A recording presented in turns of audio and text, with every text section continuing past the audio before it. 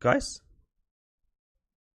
Okay, so yeah, I now just started the stream and I will now start the cutscene 0 video, invite the bots, and then we can go.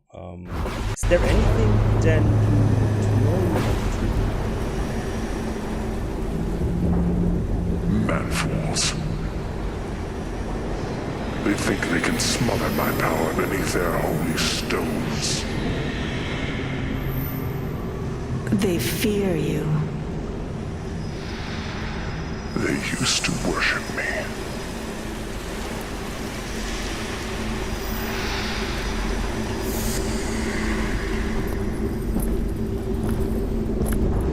Yet without them, you will never be set free, and they will never be yours again.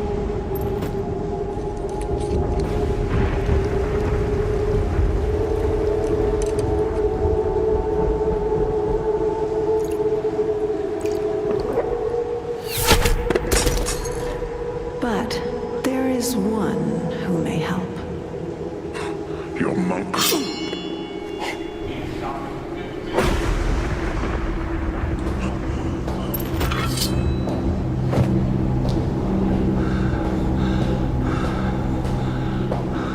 His order betrayed him. He's become a creature of the shadows now, using the skills they taught him only for his own gain.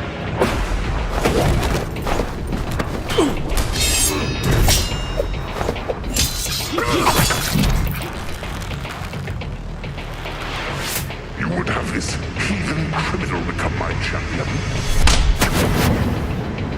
He isn't perfect, but if we point him in the right direction, and maybe give him a little help, he lives in darkness. He enters unseen. Only he can pick the lock to the prison that holds you. Your flock is scattered, Lord Constantine. The world is against you. You are powerless, yet would have your revenge. You don't need a champion. You need a thief.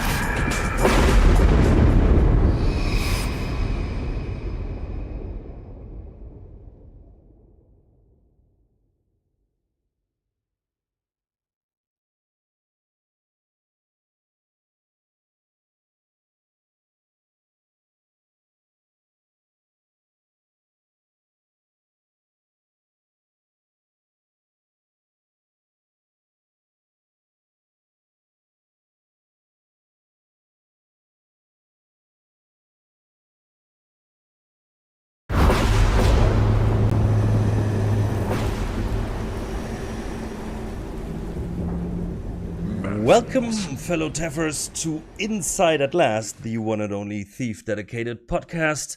My name is Alex, and it's TaffersTalk time again, and this time it's Jiggity Jake and Seth. Hi, guys. Hello. And Hey. we are live, and this time we have a special guest, a second time on the show, none other than Daniel THRON. Hello, and welcome back to the show. Hey, thanks for having me. I'm very excited to be here. Yeah, it's great. Let's see. We have 4 viewers, which is amazing. Can you guys just tell us on the chat maybe if everything is good with the audio and stuff? Otherwise, we will jump right in to the first topic, and that, of course, is the cutscene 0 video from you, Dan.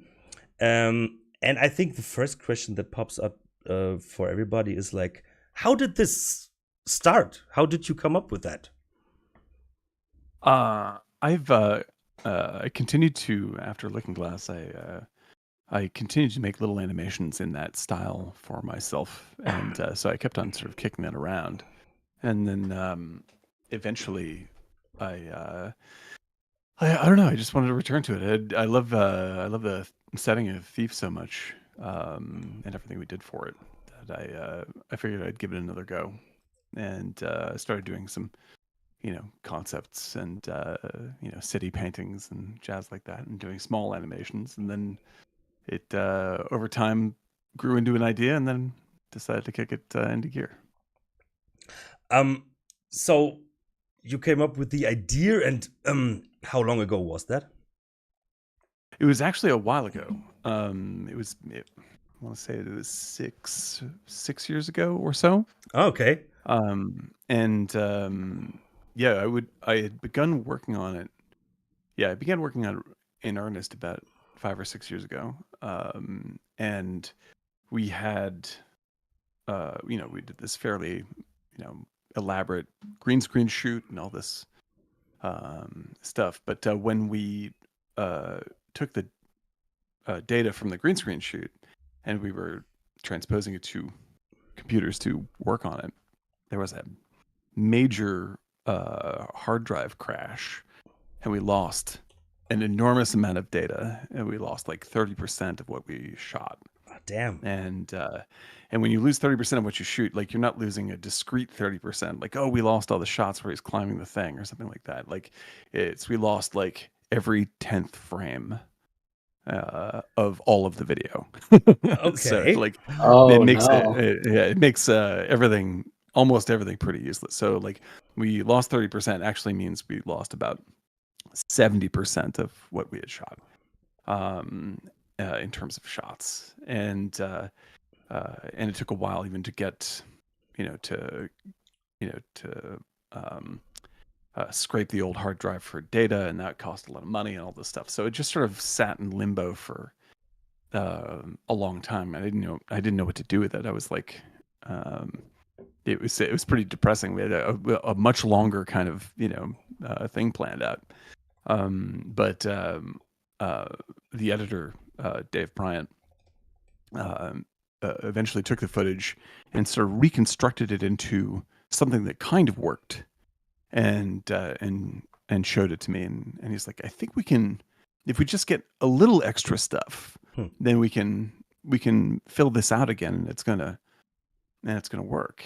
And then after I got out of my creative depression, I picked it back up again and started doing animation and backgrounds for it, and slowly chipping away at it. And I mean, it still took a long time. Then the pandemic hit and everything else. So like, there's a lot of things in the way of completion on it. But for the past year, I dedicated myself pretty hardcore to getting it out the door. And basically, you hit the 25th anniversary year with it, so. I was excited about that, and essentially I wanted to hit the 20th anniversary. Hey, but finally got statute of limitations. But isn't Exactly. 25 years the more important one? Like, quarter of a century. Oh, sure, yeah. If we'd gone in there thinking like, this is the really the powerful moment to release this, then I would have picked 25. But instead, I was just like, oh, let's just bash this thing out, and it'll turn it around quickly, and it'll be really fun for everybody. And instead, it was like one of the longest projects I've worked on in the whole decade, and one of your best, of course. For the best thing ever. Maybe you noticed we are all Thief fans here as well. Musk of Ephesius or something like that asked, of course, he asked, how did this begin? What you just explained. And did you start this project from a place of emotional resonance with Constantine, not the narcissism, of course, against modern art, gaming, and film? Yeah, this is an interesting question.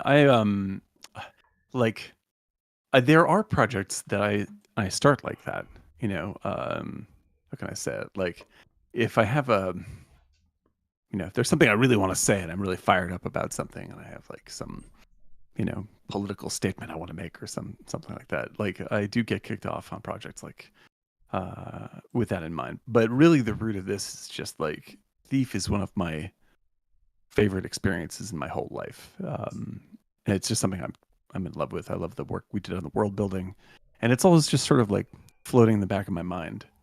And so it's like, it's not something that came from a big statement. It was just like, I missed it, and getting back into it was felt really good. it was like, it was a great space, and it was nice to return to it and advance it a little bit and change it a little bit. And it's something I would continue to work in if I had the opportunity. Okay. What would interest me is like, how was the reception of the video? Of course, we know, but how was it for you? Oh, it was great. I felt fairly confident that folks would like it, but I was like, the comment section was huge, and people were, extremely happy with, how, like, that we were able to manage, basically the same tone again, and bring that flavor back. I was very proud of that. That people were still so dedicated to it is a constant source of happiness for me, because I like the Thief fandom is like, it's like the greatest fandom I've ever seen. Yeah. and it's so active, and people are so positive and supportive, and excited about that world, and it was really gratifying to hit the right mark for you guys. Yeah, I think that the Cutscene Zero is like the modern version of what you did back in the day. Of course, you can see it's more HD and stuff, but I was thinking of the windows where the lightnings come through. You see, and that of course would have looked different back in the day. So, but as you said, you still kept the tone, and everything was. It looked like from if you would have been the guy who was in charge of the cutscenes back in the day. Something like that, yeah. Yeah, we had him once on the show, and great guy.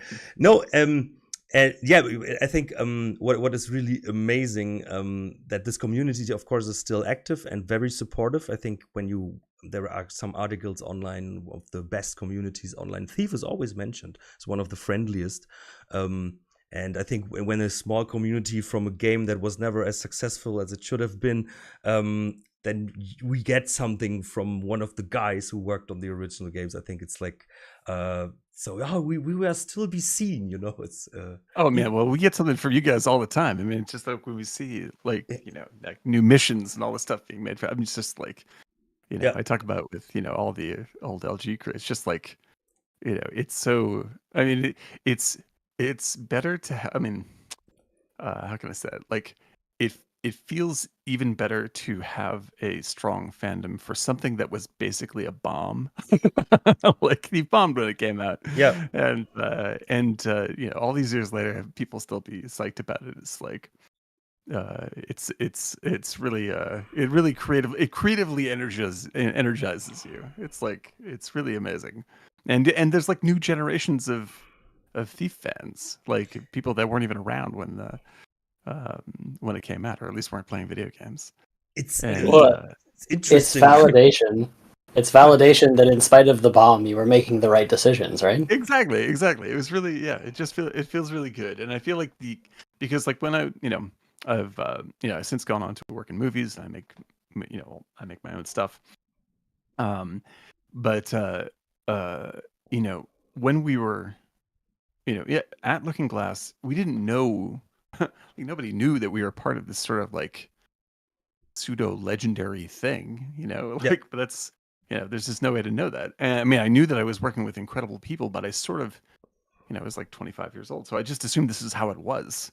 It's like, oh, when you work in a professional group, like, everybody's incredibly creative and amazing, and that's not really the case.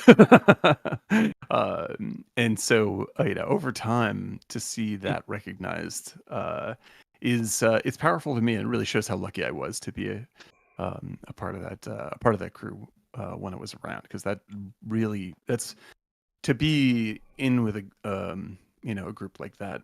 It has happened only rarely in my life, and certainly that's probably the most lucky and intense time of my life creatively. So to have it still be echoed this far down the road is very special to me. I can confirm that. You said that in the last show you were on. You basically said the same, so it's true. It must be. It matches anyway. I keep my notes over here. Oh, I listened to it. Okay, Thief podcast. What did I say? Yeah, don't say they were all jerks. Everything's fine. You got the script, right? I sent you. was gonna say, like, I almost view it. I don't know what you think of this, Dan. But almost like with Looking Glass is like kind of like the Velvet Underground or something of gaming studios or games, because like everybody that heard, the Velvet Underground supposedly Jake, you're lagging. Sorry. their own band, and I feel like that are similar. Am I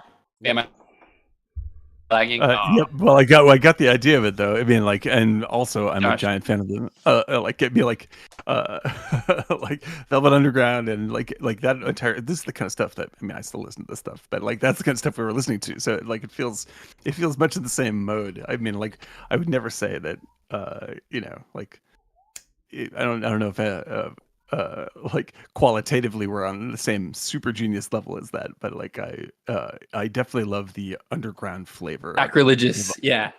Like it's like the I mean it's like I think that there's I've fought for that my whole life. Like I've worked on very big projects for big studios and very mainstreamy stuff. So I'm not against mainstream material, and I love great Hollywood movies and big AAA games and all that stuff. But like I try to remain very aggressively indie artistically with my own work. I'm I try to be very nice about it, but I try to be very pushy and punk about it as much as I can and remember to be that way. Just because that's when, like when you're doing the stuff that, how can I say it? Like when you're doing the stuff that you're not even sure if it works, that's when it's working, and when you're doing too much of the stuff that, you're really confident in, then you're not pushing yourself hard enough. And so even doing this thing, like, doing Cutscene Zero, like I wanted to make changes and you can see in the comments, like some people pushed back on this. Like I wanted to make some changes that I knew would be, a mismatch for things story-wise or tonally, but I wanted to do them very sort of intentionally, to sort of shake stuff up just a little tiny bit, so we're not just replicating what we were doing before. And I think that's the heart of doing this stuff. I don't like doing callback stuff, like when they when they resurrect an old Ghostbusters or any of that stuff, where you're just like make something, even if you're using the license, like make something new. It has to be some element of newness to this that you are excited about. So some years ago, Garrett would have been a woman in your Cutscene Zero. When that was the trend. Yeah, like I always try to piss somebody off, like try and piss someone off, And I think that I think a lot of people, like a lot of good artists, a lot of my favorite artists, are the ones that release things that people are like, I don't know if that was a good choice, and then later on, people are like, oh, that was actually his best thing, that kind of stuff. And so I always try to push for that. Yeah, well, I think Bowie said that about creativity as well, right? It's like going out into water.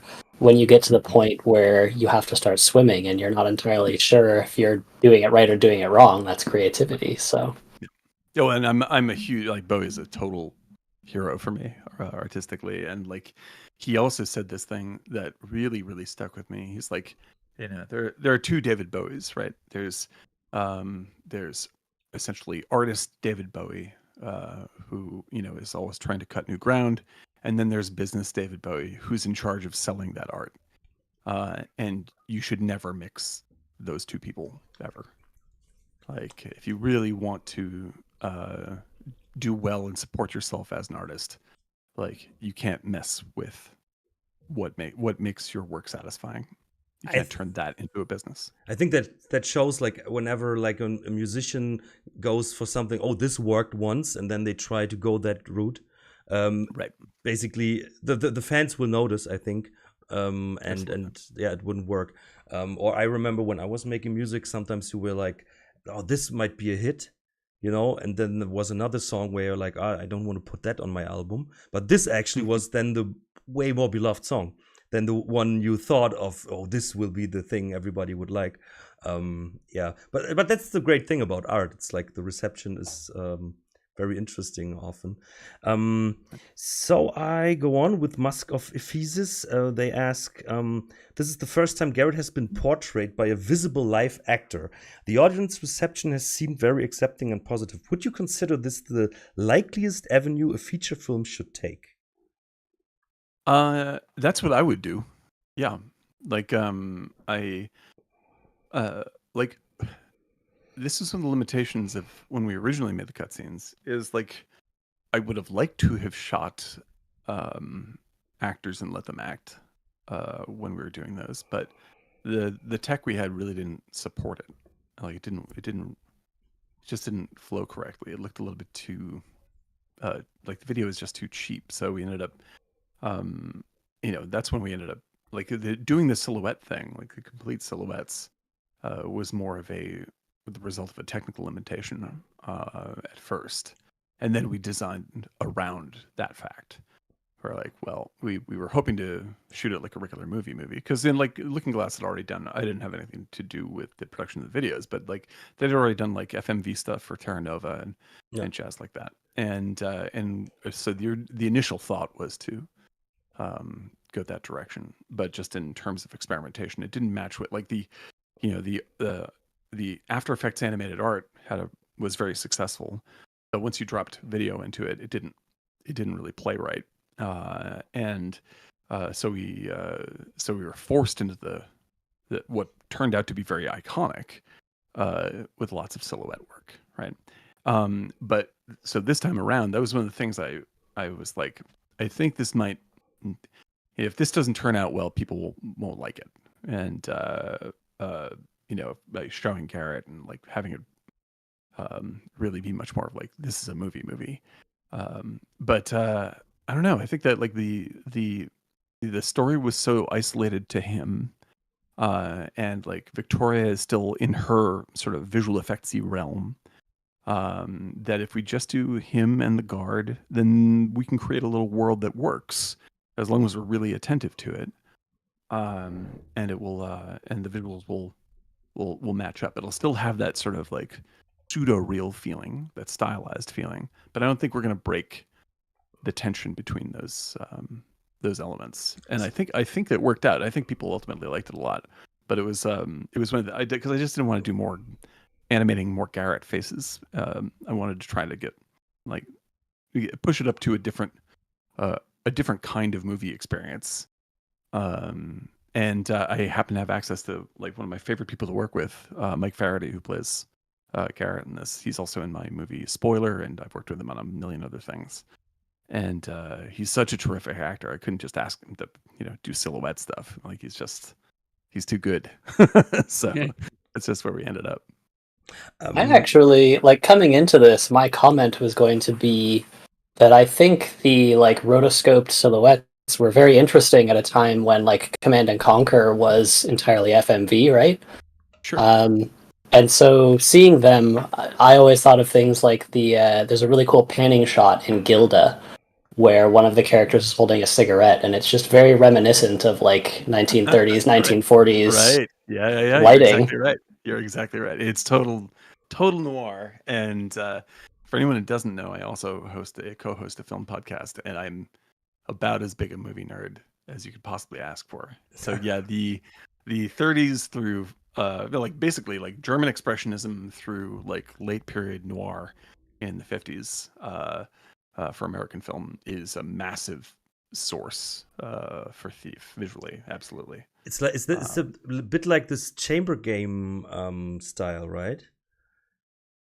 A chamber game. Go ahead. What is that? I don't know. I was googling it. It's like an old like in theaters, like like the first Batman by Burton. They were a bit like that, where the rooms and everything feels like on a stage. Oh yes, yeah. Very limited. Exactly. So the direct, the direct translation is chamber game. We call it Kammerspiel in German. I thought that this would be the term you use, but obviously not. Soundstage. Yeah, like it's or a black box theater and stuff like that. Yeah, it's in the same ballpark as that for sure. Like it's to create. It does have a very stagey flavor. and I like that a lot. I like that a lot about old.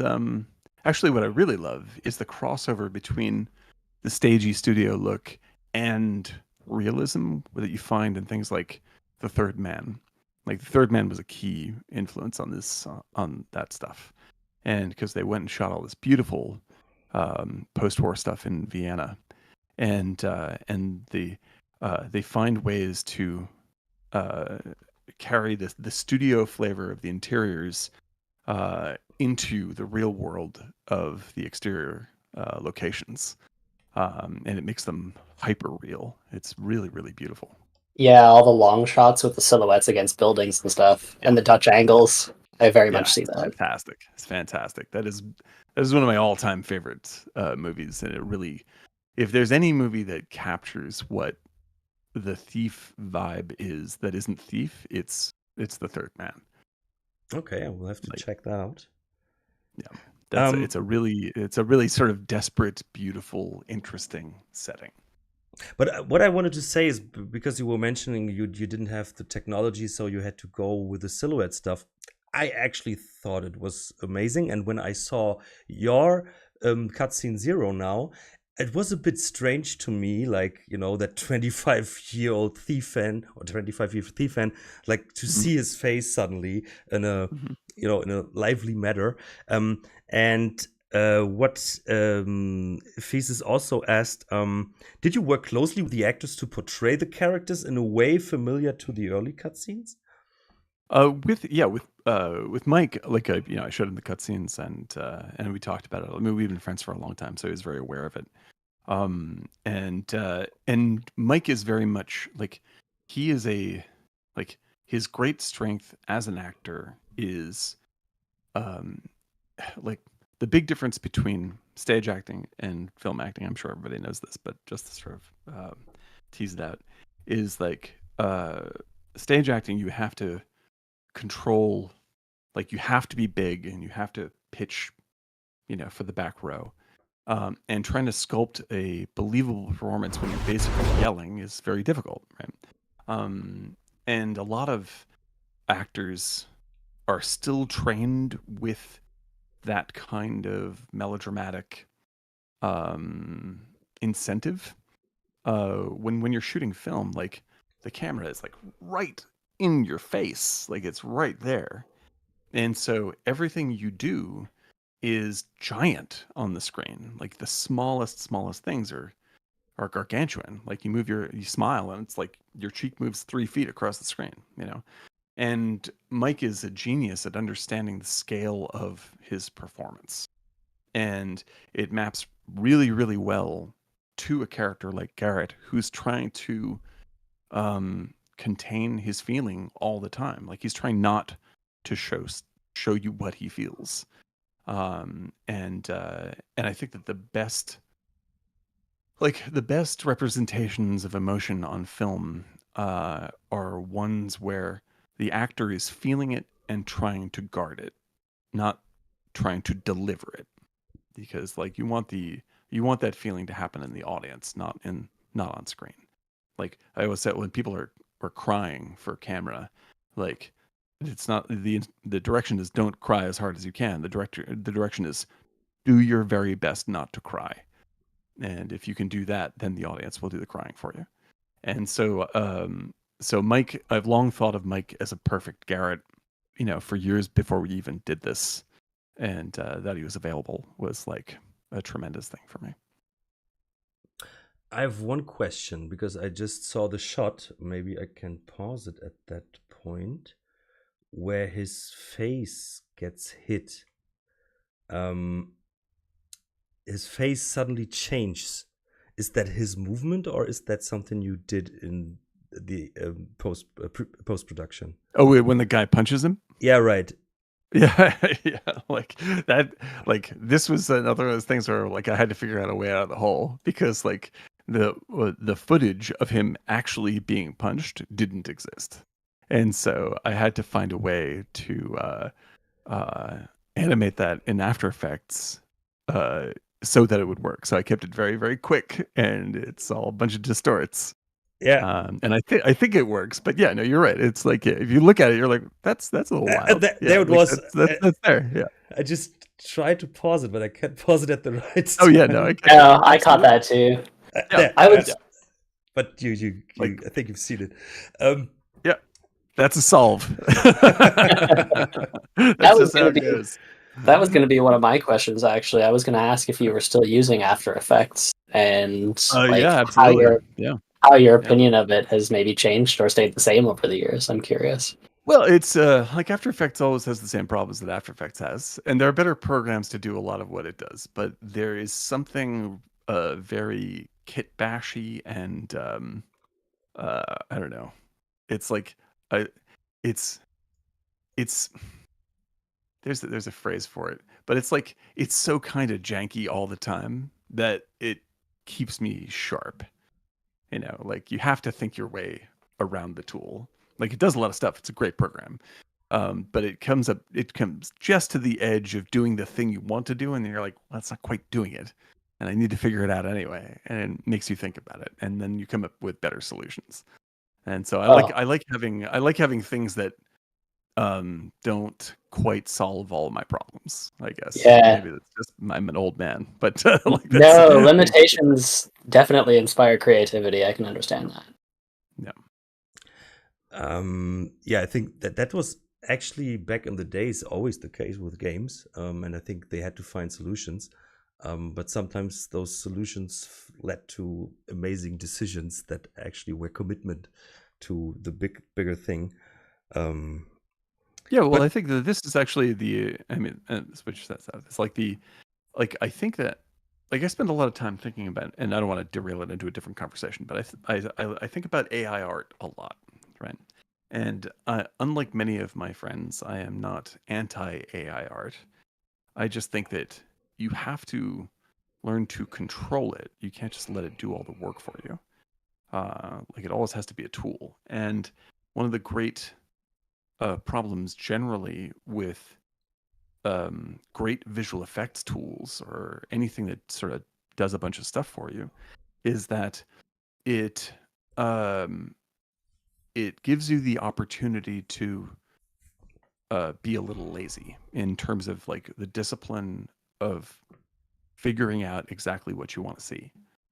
Like because the discipline of art isn't to me the learning the hardcore technique that nobody else can do, or like I went to school for 20 years to learn to blah blah blah. Like that is discipline and it requires a lot of work, but the actual discipline is sticking to the image in your mind, and saying it's not quite what I want yet. It's not quite what I want yet.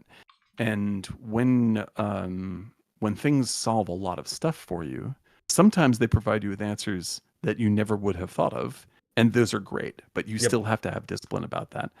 And most of the time they get in the ballpark and you're like, oh, that's actually pretty good. Yeah, that'll do. Like, and that'll do will never do. It'll never do.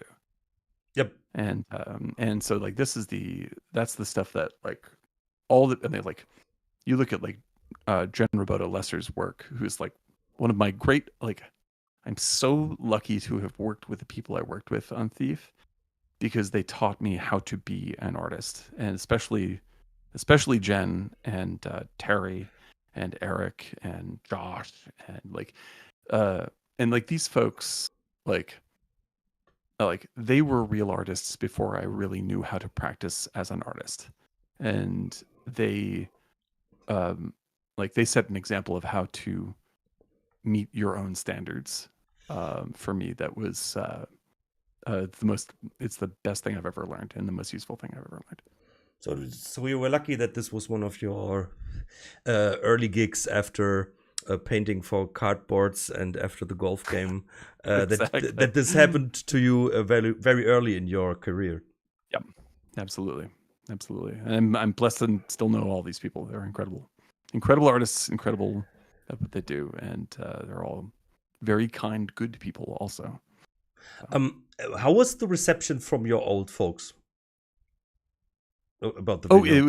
It was great. Like, because I got to work with both Jen and Terry on this, obviously, and yeah, they were like, they're just awesome, you know. And working with like I love Jen's artwork, and I love her painting. She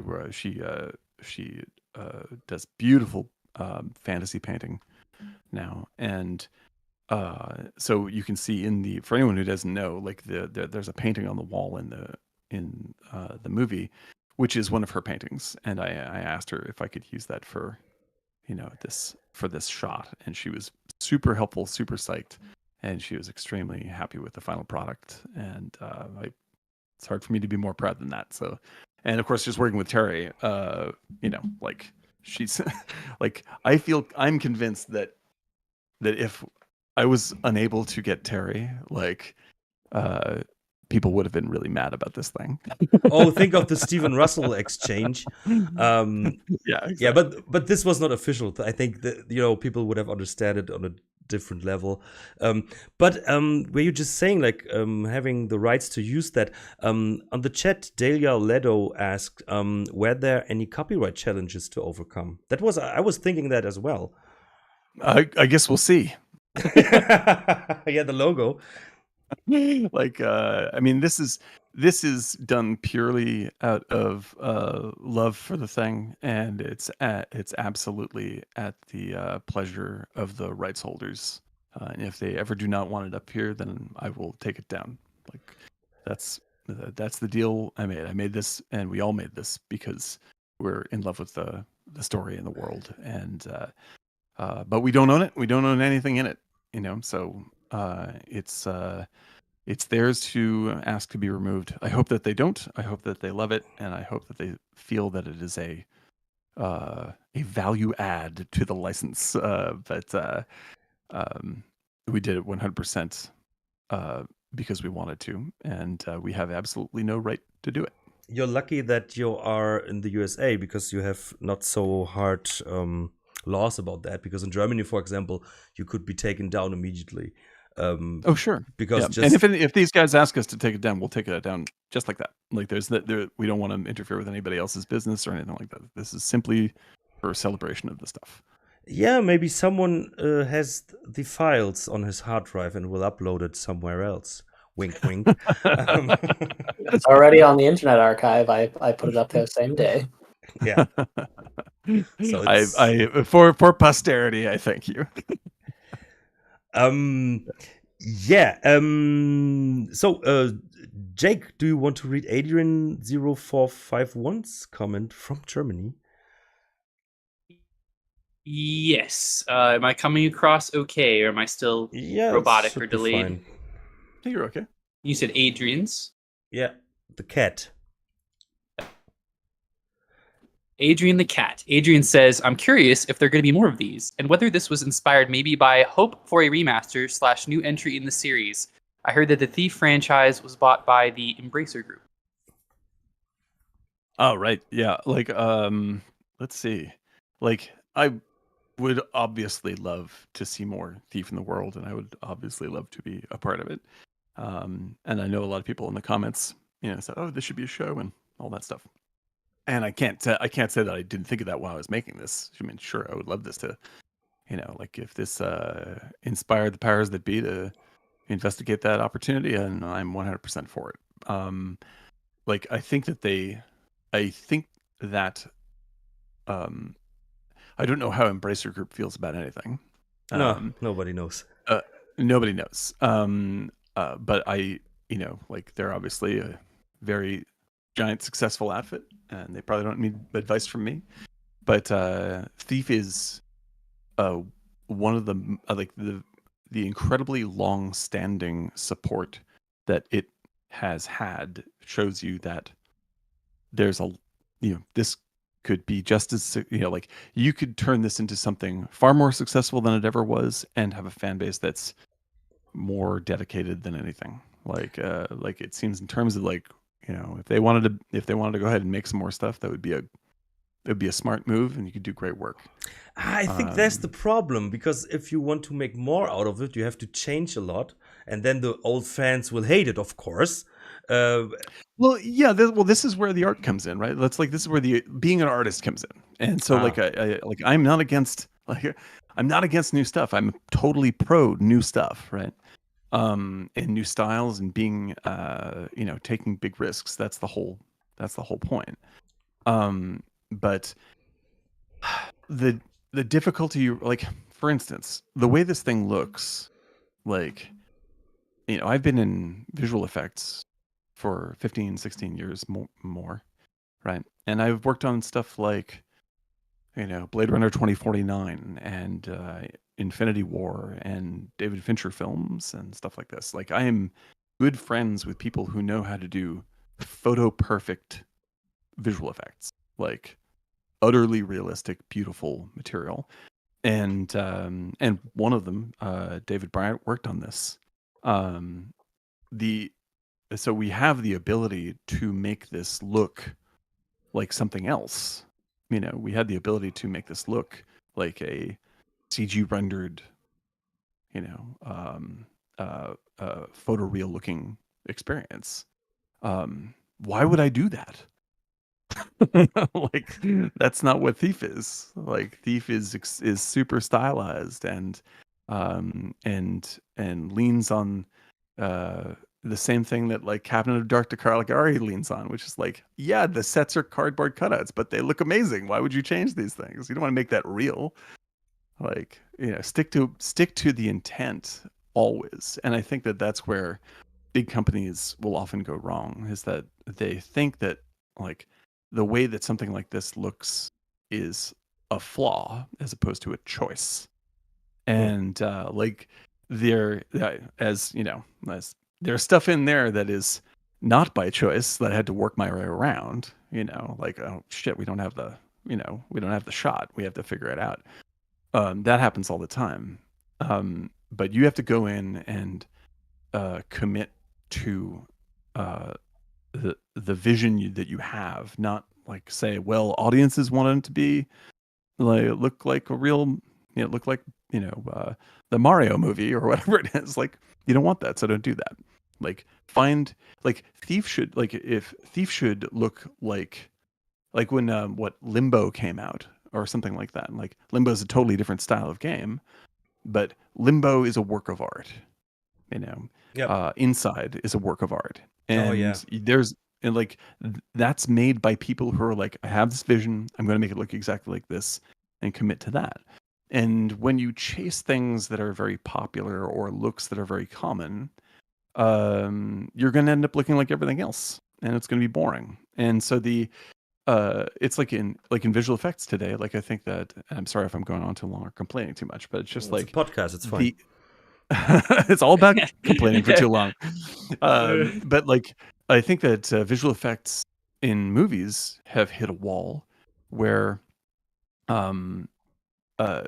everyone's used to everything looking generically realistic, and it's really dull. Like, it's very boring. Like, there's not a lot of real art behind it anymore, and it's turned into just sort of a very complex photorealistic mechanical pipeline to create these images, and nobody cares. Like, the audience doesn't care.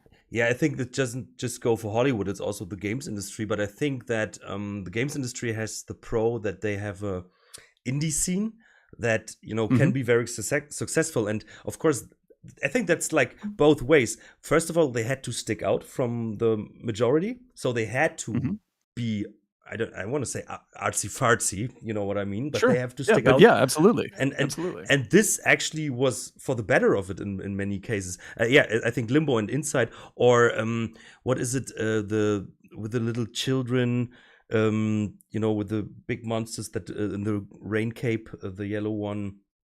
Nightmares. Little Nightmares, yeah, and stuff like that. Or there's pixel art and stuff like that. Or I like this with this Cult of the Lamb, for example. I was going to bring up Cult of the Lamb. Like, Cult of the Lamb has a very, very pronounced style. Yeah, like it's a brilliant little game. It's made by a small studio, and it's like absolutely maximized, beautiful design. Like, nobody got in their way. There's too little money in it to get in the way. So they made a lot of money.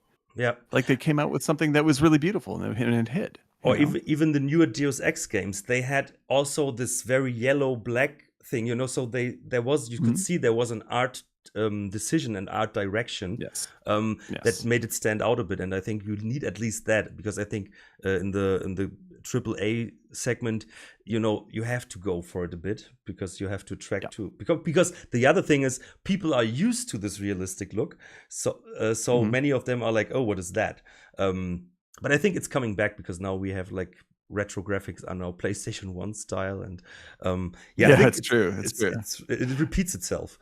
But Well, it's it's like cool. one of my favorite shooters the past year and a half or whatever was Forgive Me Father, right? Oh, yeah. And Forgive Me Father is like absolutely, it's like literal cutouts, it's like these little flat sprites, and it was way better looking than half the super photorealistic, like look at all the details in the gun.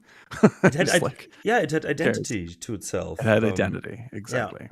I totally agree. I had a question, but now I forgot. Because someone in the chat mentioned like they hope that the copyright owners instead hire you for any sequel or remaster. Would you be in for that? I'm totally into doing cool stuff and working on things I love. I can tell you that much. So Okay. like that, like that's the like I'm very, very proud of what we did with this thing, and I want to see it further in the world, very definitely. And so like if those folks were of the same creative mind that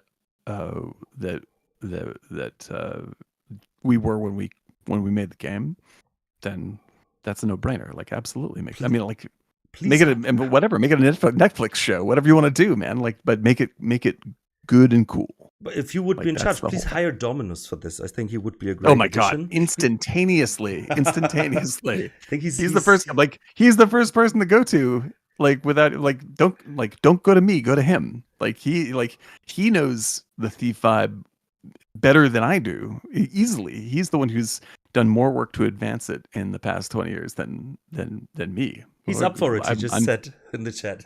Oh my god, no! It's an incredible pleasure to know him. He's one of my favorite artists going, and he's super. I know from talking to him before, incredibly honest guy. So, yeah. Well, speaking on the topic of,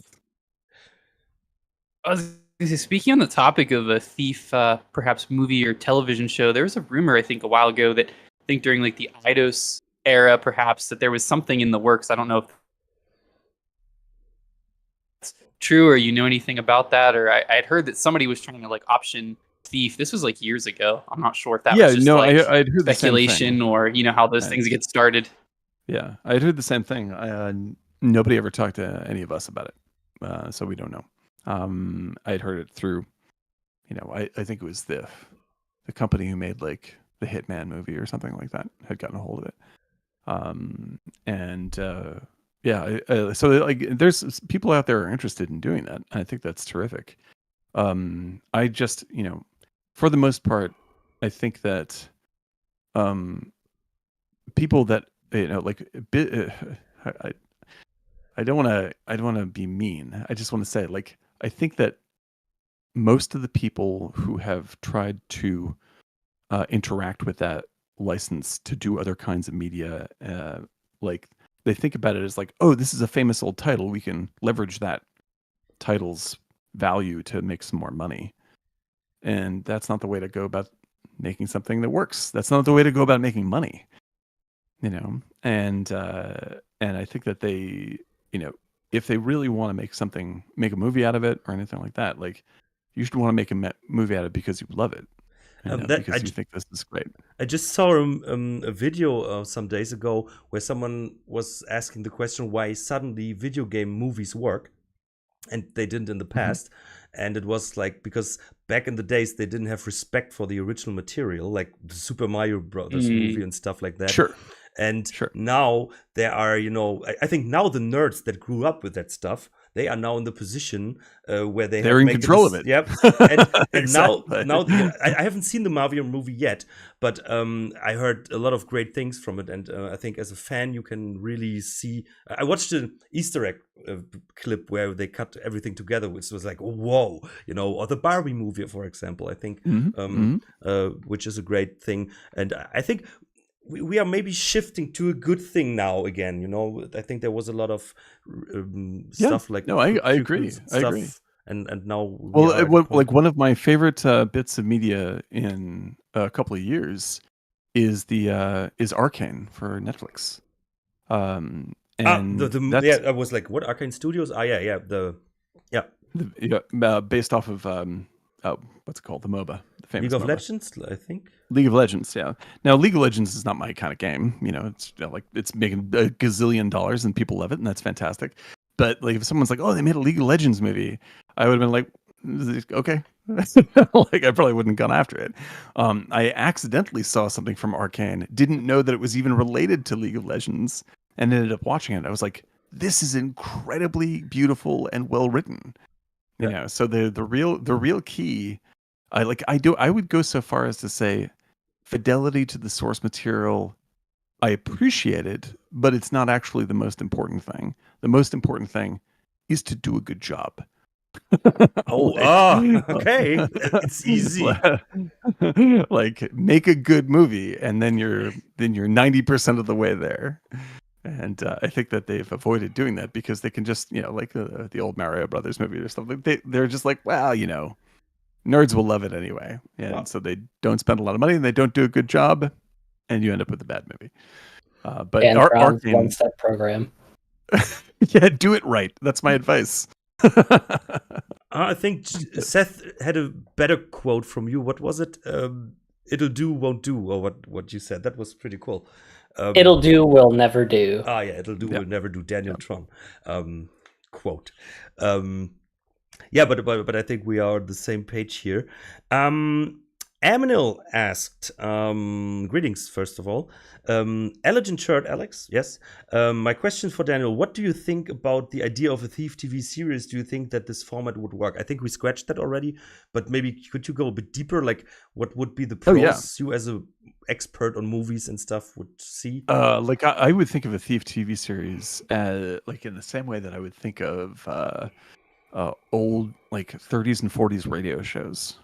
Like, which actually the Third Man comes into, because like I believe either the Third Man was developed as part of like the Harry Lime series or whatever it is, like but this stuff fits incredibly well. Like, that kind of noir actually works terrifically for serialized storytelling.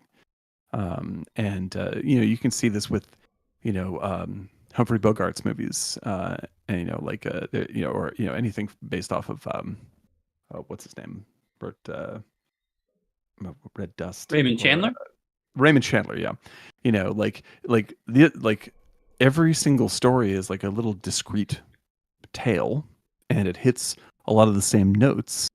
But it's centered around a character that is, I wouldn't say changeless, but close to changeless. Like where you are, and to go slightly off topic, like, the reason why old Star Trek works so well is because the writing, why, I mean, a lot of it's bad, but like when it's great, like when like the great episodes, right, and the well-written episodes are because you have these three, like you have Kirk, Spock, and McCoy, and Kirk is the one who is going to here's a moral problem, and we want Kirk to make a decision about the moral problem. And then Spock argues the global point, just like, I understand that people are very passionate about it, but we have to think about the large scale events. And then McCoy comes in and just, but you have to think about the immediate emotional effects of people, right? And then Kirk decides on the best, and sometimes like it's not a very happy ending, but the best option between these two. And this is what happens in every episode. Like, so you're pouring an idea over three unchangeable elements, and you see how that particular concept or that moral challenge is spun by this decision-making process. And so with Chandler, it's the same thing. Like, here's this guy who represents the closest thing to morality in an immoral world, and this thing happens. What can we take from it? And he is the deciding mechanism, and that's how the stories work. And so with if you build a story for Garrett, that's what I would suggest. Like, it isn't the kind of thing where you have a vast, like soap opera level of stories going on, and will Garrett change and all that kind of stuff. Like, it's a noir, and it should be like you say, chamber play. I think it's the phrase I was trying to go for before. Like, these are small scale, high stakes moral dramas, and you have someone who is close to being immoral at the center of it, but you want him to make the good choice because that is representative of us. And so I think that as a TV show, it would be terrific. You should do a short run, like if you did it on Netflix, do like 6 episodes and do them all really, really well and have very light connections between all 6. And then you have a great show. On the chat, someone said, like, a bad rang. I think we saw a positive impact of fan love with Henry Cavill in The Witcher. Hard to say for sure from the outset, but the passion really seemed to help bind that show together. I think now we see that his influence isn't as big how it turned out. But maybe there would be like an actor or someone who really could identify with Garrett. Maybe played the games. I think that would help a lot for someone like that. I think he has a point there. Yeah, absolutely. Like, you really do want that person to be iconic. And I mean, what I love about Cavill is that, like, Cavill is not a very demonstrative actor. Like, he's not like, going out there and really, giving it to you. Like, he is very controlled and small in his performance, and it gives you a lot more room to go for a longer distance. Because the small changes are the things that you track, and so he's a very gifted actor, and he plays it close to his chest all the time. So he gives you something new. It's really exciting, and I think that he's absolutely iconic that way. He's the best choice for The Witcher, I think. Mm-hmm. Yeah, it's great. From the the physical appearance, of course, and the voice. I don't know if they did anything in post production, but. He sounds amazing, and after the games, this was my favorite Garrett. Not Garrett, Geralt. Yeah, and but yeah, the 3rd season I skipped after a while. Seth Kubrick. Absolutely. Kubrick asks, how do you feel about Garrett killing people? Clearly, you're A-okay with it since he does it in cutscenes. But what do you think about the slight ludonarrative dissonance regarding what the game actually encourages versus the rule of cool? I'm all about that dissonance. I think that's part of why it works. And to get into it a little further, like, it's to say, like, first of all, it is completely unclear, and that is my fault. In this movie, Garrett doesn't kill anybody. Like, there are a lot of people in the comments are just like, "Oh, Garrett would never kill these guys," and all.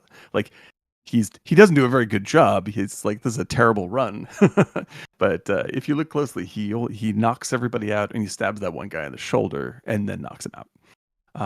That being said, it's rightly pointed out in the original cutscenes, like, plenty of people get shot through the neck with arrows and stabbed and all sorts of stuff like that. It was more the trailers, I guess, right? Yeah, it's in the trailers, and like I think that I like establish like I think it's to say that Garrett doesn't kill anyone is sort of that's a moralistic standard that kind of defeats the tension of the character. Like, what you want to say is Garrett doesn't want. Exactly. Like, Garrett doesn't want to kill anyone. Like, that's the last thing he would want to do. And when he does, it's a little bit of a failure. That's greater tension. My interpretation was in Cutscene 0, that, this is obviously before the Dark Project, so he's still young. And sure, and like the early Batmans. I'm sorry to bring up Batman that much, but I love him. Please. And I think Garrett and Batman compare very well. So that was my interpretation. Like, okay, I can explain this. Okay, this is an early run of his. He's not crafted his art of thievery so much, right. But he's already on the radar of Terry Brocious, I want to say, for Victoria. Right. And yeah, I think that this is what was legit in my opinion. And there is it's never said that Garrett doesn't kill. It's just an optional goal. Well, think of it in terms of gameplay, right? Because like what makes the gameplay great, I mean, like obviously there's like can't setups where you don't kill any guards because that'll mess things up. But that you have the ability to kill guards, but it's considered better to not kill guards. Of course, makes the game much more satisfying. Because then it's something you're choosing not to do. Like I don't want to do that. But you get yourself into a position where you're like, God damn it, I got to kill this guy, and you feel bad about it. Like I think that's dramatically more interesting. That also reminds me of kind of the comparison you were talking about earlier with like the story in terms of like a Raymond Chandler novel or like a Dashiell Hammett novel with like Philip Marlowe or the Continental Op, where it's like they don't want to kill somebody. Like like Philip Marlowe, but he has a gun for a reason, and you don't know necessarily what he's gonna do. And his character morally is very like you said, like he kind of wants to do the right thing, but there's this like unchangeable aspect, and it kind of, I mean, I'm sure I actually haven't seen The Third Man, but I want to watch it. It's been on my list, but I'm sure there's an aspect of that as well with any noir. Yeah. Well, the brilliance in The Third Man is that there isn't a character there isn't a Chandler character. But rather, because I mean, it's written by Graham Greene, and Graham Greene's one of the greatest sort of spy writers of all time. But it's sort of a bizarre spin because the main character is a kind of cruddy cowboy novelist. Like he just writes bad westerns, and he ends up going to see his buddy Harry Lime in Vienna, right? And Harry Lime is the noir character, right? And what's great about him is that he is a Chandler character who's gone the wrong way. He's not gone far the wrong way, but he's just off. Like he's making the wrong choices as opposed to the slightly right choices that say Marlowe makes. And it really defines why someone like Marlowe is great, or someone I think like why Garrett is a great character. It's because like it isn't because like he's out there doing good, it's that he has this it's like Princess and the Pea, right? It's just like he feels a discomfort with badness, but badness is so much a part of his life that he wants to ignore it. But when it's in the clutch, he can't, and it pushes him over into goodness now and again, and you want him to keep doing that. That was kind of my read on Garrett, in that he's a person who lacks empathy when it doesn't count, but somehow has an overdeveloped sense of empathy as soon as it actually does count. Yes. Well, this is like how I feel about his relationship to the Keepers, right? It's like the Keepers are this very sort of linear-minded, moralistic force. Like they're not necessarily good or anything like that. I don't step away from saying good, but like they think of themselves as a force of truth and goodness in the world, right? And Garrett was with them, or what he learned, like the way, and people argued about this in the comments, but this is just how I feel about it. It's like that I think what he hoped for in being with the Keepers was to become good, right? And they didn't really support that, like, because to them, like goodness isn't a personal thing; it's an abstract historical thing. And what Garrett wanted was to not be a bad person, and so he has a giant moral difference with these people. It's like I joined the church because I wanted to be closer to God, and the church is like, well, we're largely about money. Never showed up. And so the Garrett is a disappointed, is a good person who is so disappointed in the world that he wants to pretend like he is a neutral person. My and interpretation that's what always drives was him. that he was bored and that he's not a guy who and Right. he cannot accept higher audiences. Like people that are over him. Well, he doesn't believe in that stuff, right? Yeah, Like, yeah. he I doesn't believe think in that. he can't live with someone telling him what to do. Yeah. And Well, how he because has he's to like, live. Oh, he's neurodivergent and exited society. yes, there's a good way to put it, right? And Yeah, so like that's my words. he Yeah. his trust is blown, right? He doesn't like people come along and talk a big game about changing the world and being good and all this stuff. And to him, and this is just my point of view. This is where I come from. It doesn't mean that's the right point of view. But like he looks at that and he's like, yeah, I used to want to believe that, but I saw that it was nonsense and these people are liars. So I want nothing to do with it anymore. I'm just going to make my money and, screw these giant forces that are constantly trying to run the world. I could imagine. How? Can I put that a little in a different thing, because we don't know Please. what he did as a keeper and what he found out, but I think he has seen that, like, people that are officially good, like the novels and stuff, he has seen that those are actually the worst kind of people. And also the keepers are not the holy grail of goodness. And as you said, he's Absolutely. disappointed, but then he maybe is like, okay, maybe my way of living, or what I want for my life, isn't that bad either. So what I would always have loved is if there is loot, if you steal from the poor, that this is a bad thing.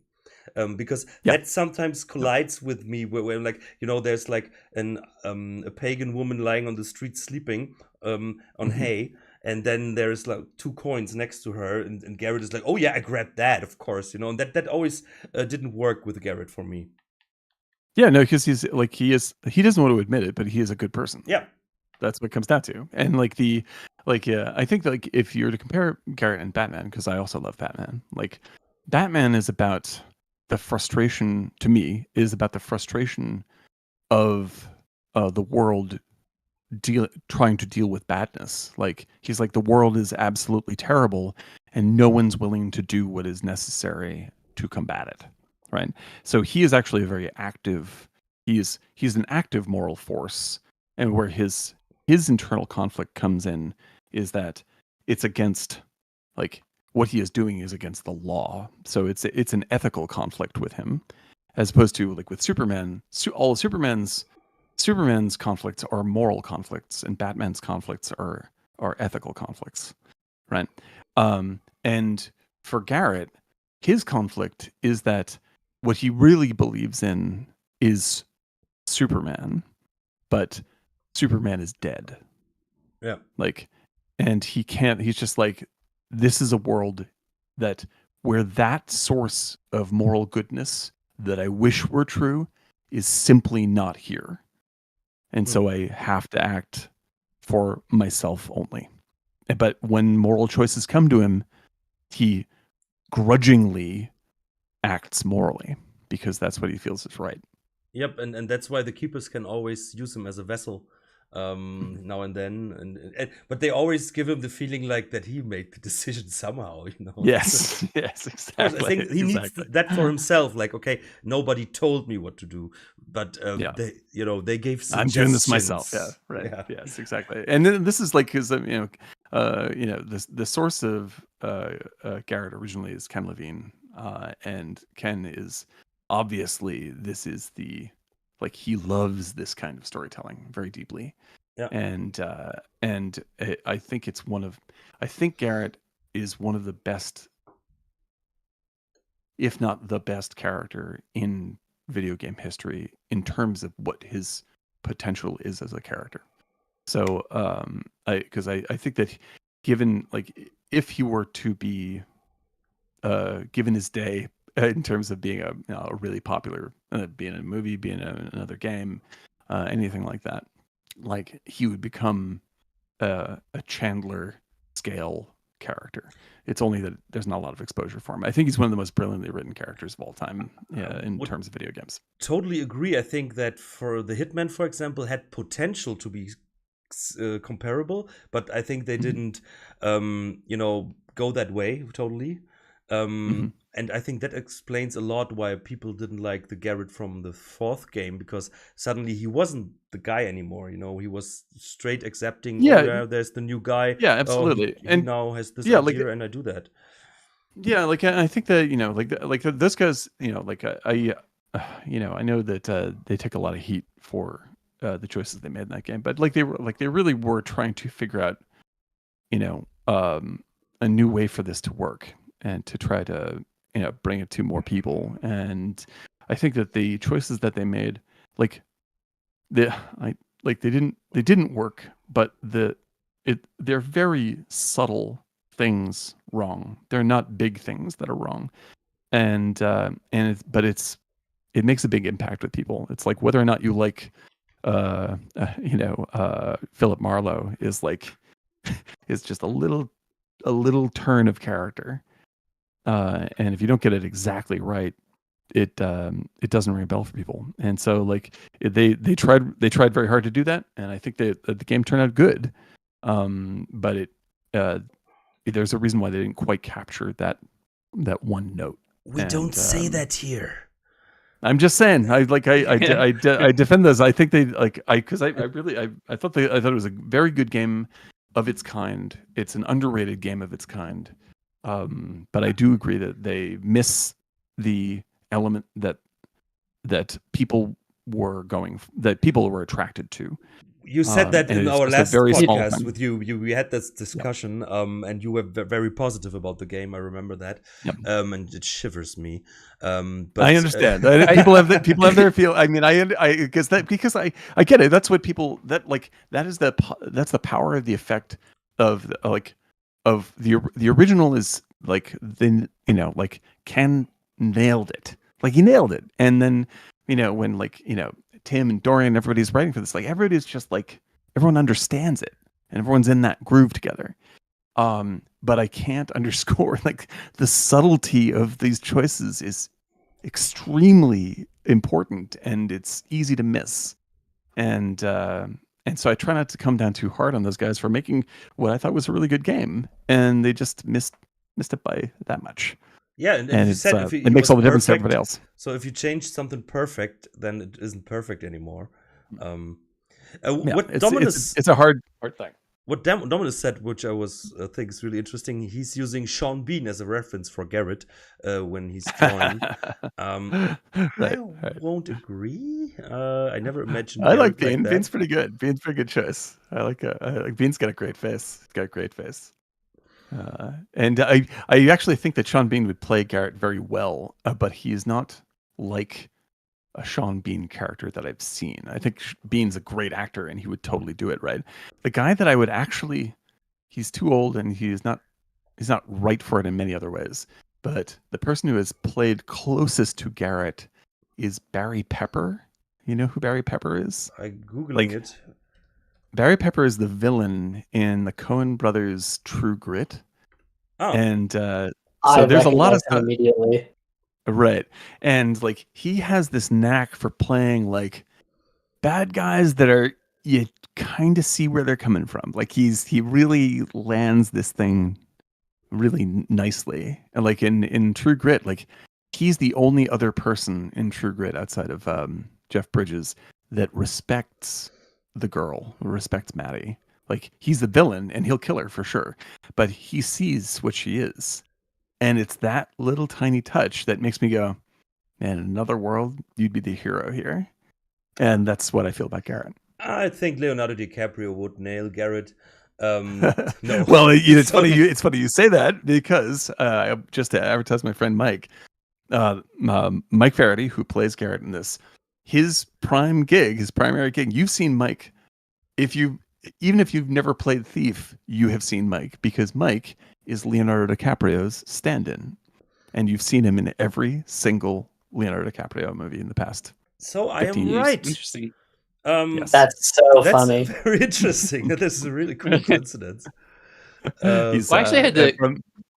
Oh, go ahead. No, I was gonna say to go back, not to go back too far, but I think the thing that you're talking about in terms of when you're talking about actors too, for Garrett is like Garrett has this like utilitarianism, like with his morality, like he's doing good not because of some like pie in the sky sort of altruistic idea. Mm-hmm. And I think you said this in basically so many words just a little bit ago, Dan. But like, there's the thing of he's doing good because there's a utility behind it, and there's like a practical. He's got like a practical purpose, like behind his sort of morality and his actions, in addition to the, in addition to the kind of philosophical, aspect of it. So I think that that's kind of something about his character, and I think something that you're probably looking to nail with your choice of an actor for any sort of adaptation is kind of getting that he's a good guy, but he's a good guy because he can connect it to some sort of utility for himself and the world, like stopping terrorists because he's gonna, blow everybody up with rust gas and the like, and Right. Musk of Ephesus just said that Trent Reznor would be a great choice, and I would agree. I just googled him from the face and everything. You had to Google Trent Reznor? Yes, Who I'm is not a Trent movie Reznor? guy. Trent Reznor, yes, I love Trent Reznor. Especially, I was an old Nine Inch Nails fan, huge. That's the face I would like. This is the Garrett face I would imagine, But okay, he's not an actor, so I'm for it. I'm for it. Western Pennsylvania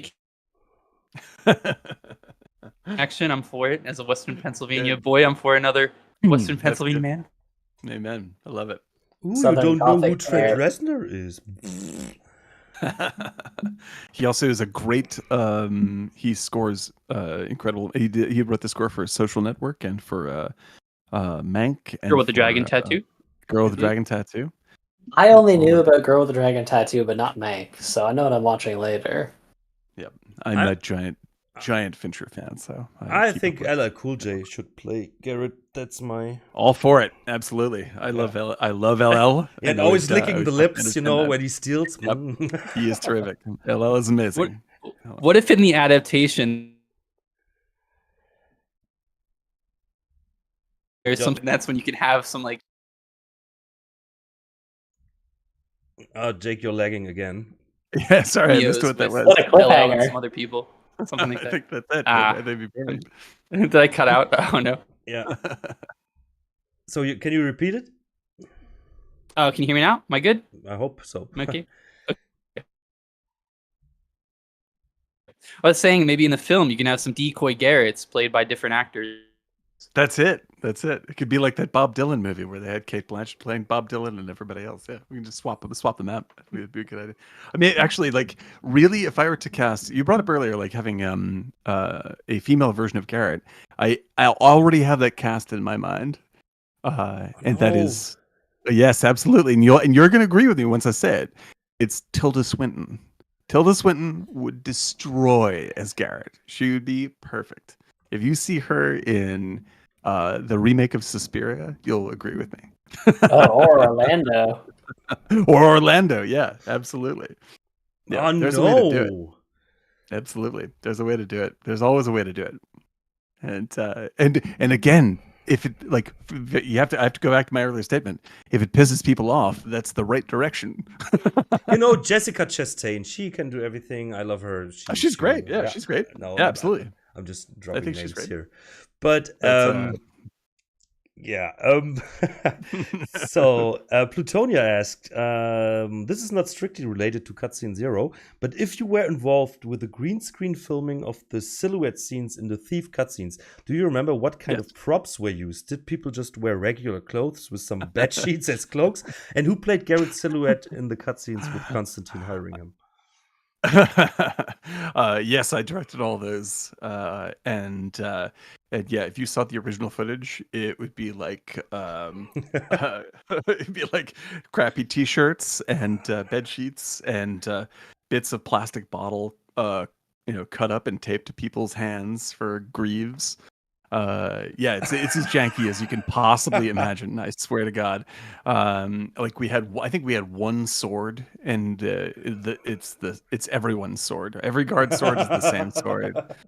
Yeah, like it's as low, and the green screen we're shooting on. This is not a joke. The green screen we're shooting on is maybe, I don't know, I'd say like 7 feet by 6 feet. Like, it was so small and so limited. And in this tiny little room right off, it's this basically the sound recording booth that we dressed up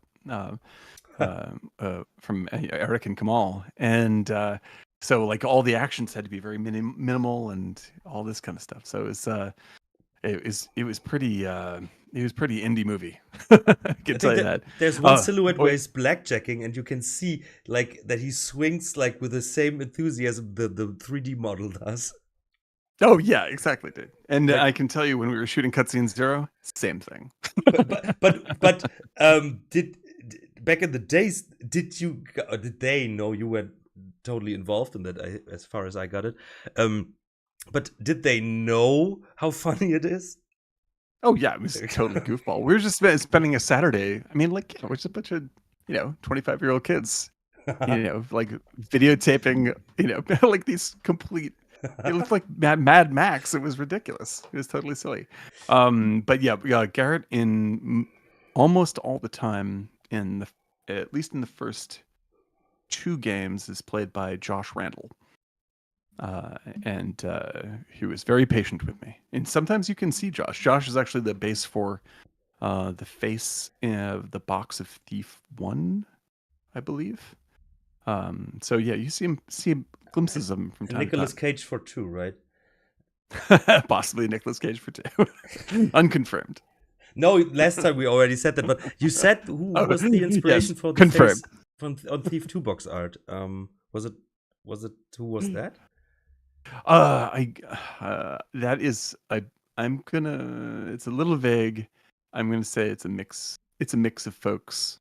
There's a little Harrison Ford in there. I mushed together a bunch of folks when I was penning that one. I think last time you dropped one name, but Tafers, you can listen to the episode. It's just go back hours. and dig it up. Like I'm getting older, so these things sort of fade out. It's so fine. Please Page in the bring nose, it back. Ford in the chin. It's out there somewhere. So let's see with you answered everything, and then Eggmeyer, as I call him, he's the Eggmeyer from Taffery guy. The question I have are not ones I expect Dan to pin down in an answer. Like, the floating glowing orbs have been part of the world building since the beginning, and depending on the context, have different purpose and are generally ignored by the people in their presence, but for the one time constantly grasped one. They are added to many projects you've worked on completely outside of Thief, without giving away the potential mystery within Thief lore specifically. Oh, that's an Eggmeyer question.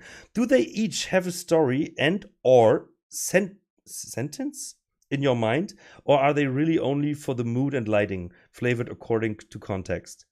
I was imagining like your answer will be like, oh, it's like why the snow was added to the last scene in Thief 1. Like, snow just looks cool, but I'm wondering what your answer will be.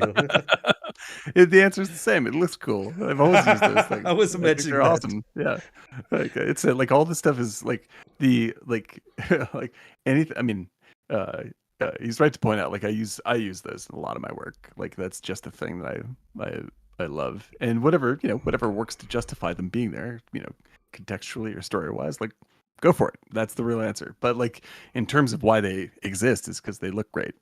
Yeah, like I love them and I love using them. They are THRON orbs. Yeah, exactly, dude. Exactly. Like go for it's the thing that looks cool. It feels right for the scene. Then things can always be explained later. And like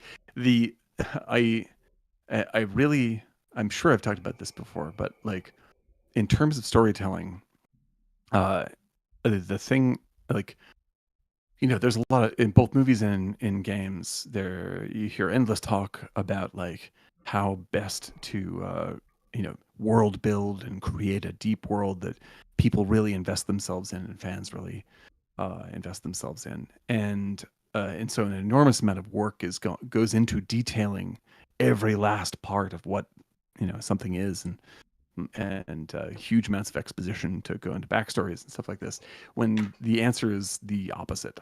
Like the great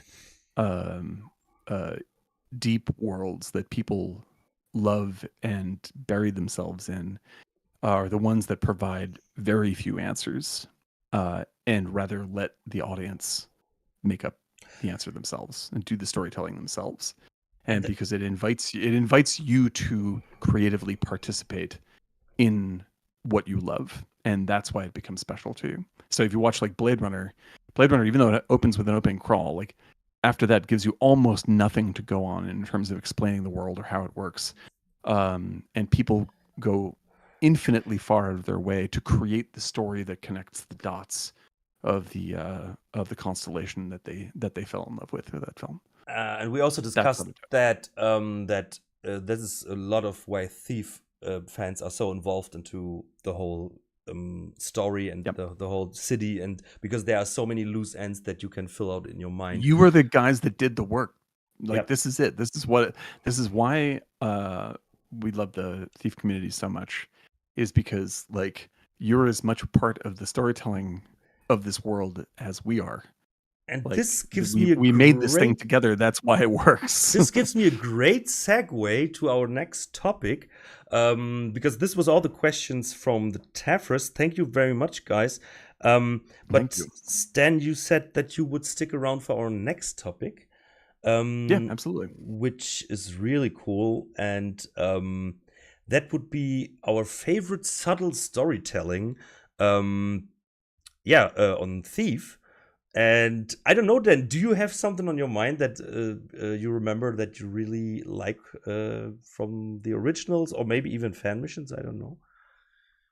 I really love, like, the stuff that I loved exploring the most is the stuff we got to do the least of, which was, I want to know more really about Victoria's realm. And because I think that, like, Terry came up with brilliant material and this brilliant vibe, and like these little bits of information about Victoria's followers and all the stuff, and the stuff you see in game and the cutscenes is so sort of frightening and spectacular to me that I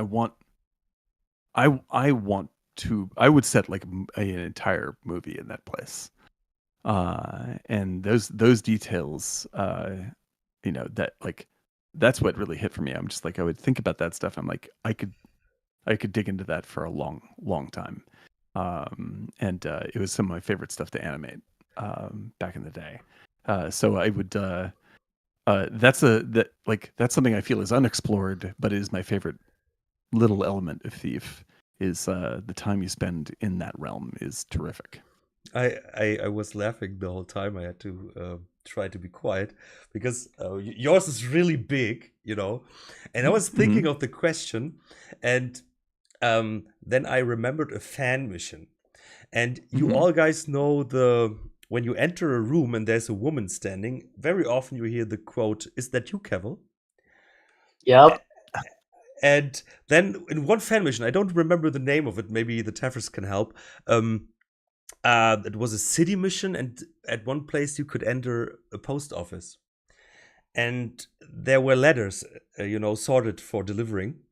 And you could read all of them. And it was always the same letter, but the woman that it was addressed to was always different. And the guy who signed them all was Cavill.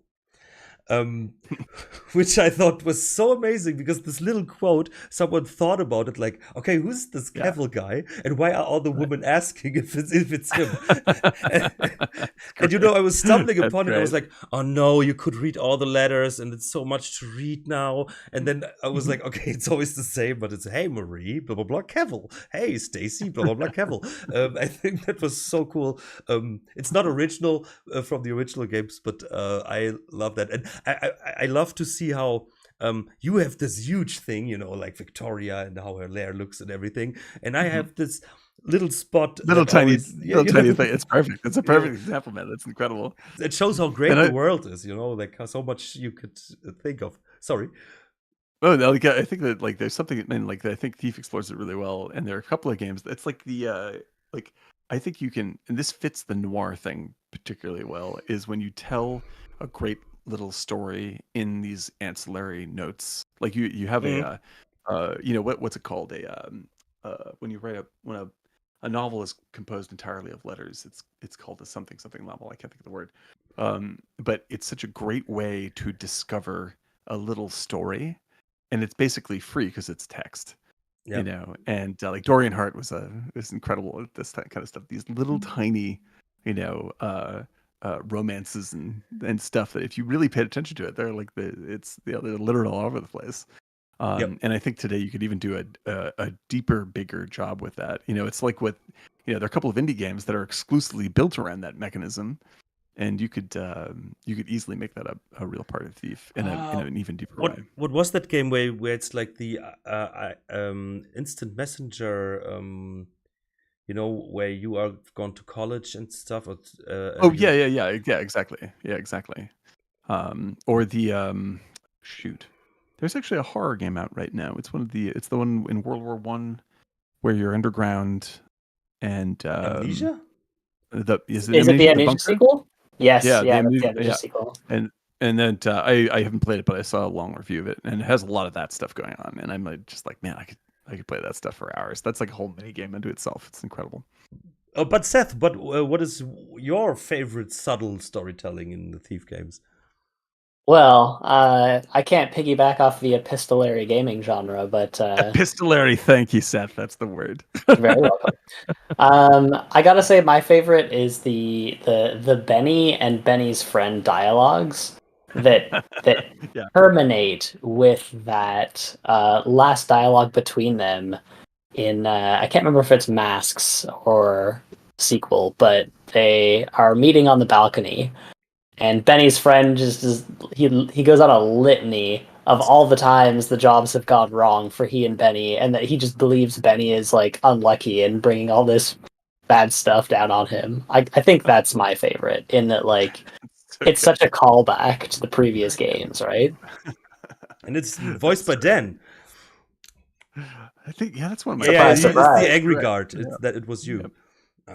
Yep. That was so cool. Like seeing that, like you hear them through both games, and then close to the end of Thief 2, that it's like, okay, I can't do work with you anymore. You know, every time I work with you, we get fired, and it's a shitty job. It's so good. Yeah.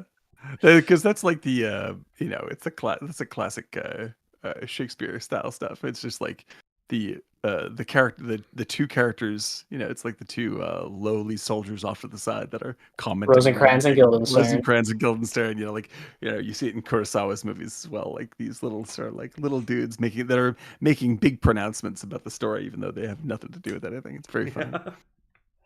And Did that character, did Benny's friend ever get a name? I wonder.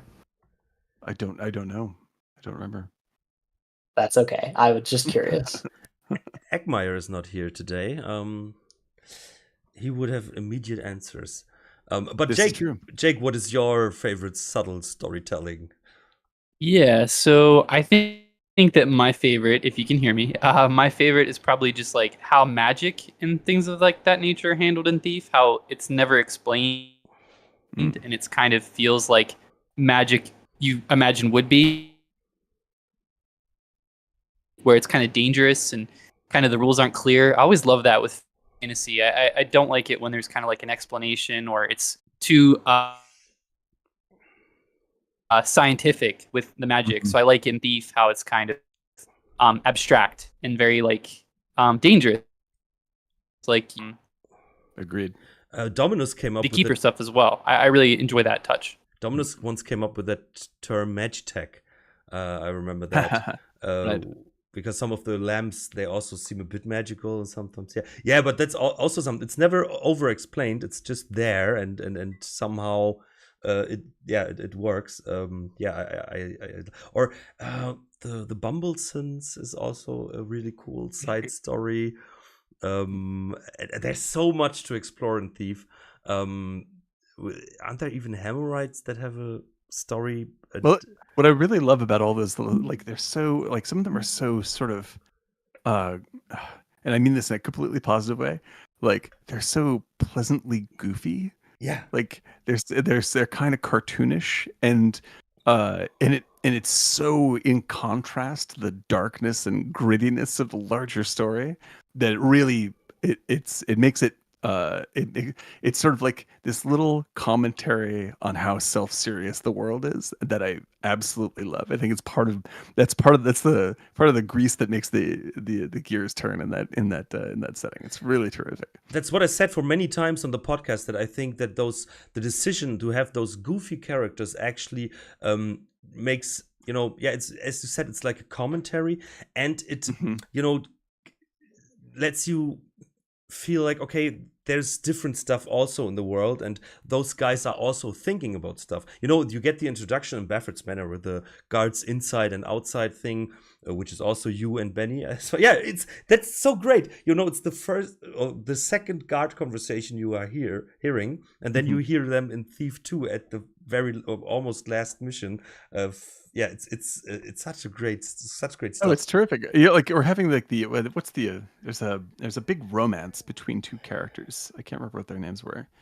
Like, but it's a classic sort of like Romeo and Juliet style, love story that's in one of the guy. I'm just like, how do you have hope like that in this world? Yeah. Like it both makes it kind of funny and kind of sad.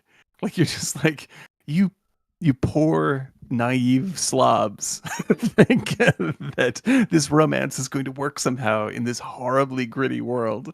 And it's very endearing and very hopeful and very, very comic at the same time. I think it's awesome. What I also love is like when they are like writing a letter, you see a dead person and there's a letter next to them, and then it's like, oh, I hear someone coming. What is this? The Monty Python moment, the castle of He doesn't write Oh, I just saw Dominus had a question for cutscene 0. Maybe you can jump back to that quick. And he asked, were there other stories considered for this short? How did it evolve from idea to screen? I think the last one you already answered, but did you have other stories considered for this? Yeah, I mean, I've thought about a lot of other stuff. I figured it would be like the one thing I knew is that it's cooler in movies to see Garrett mess up than it is to see him be cool.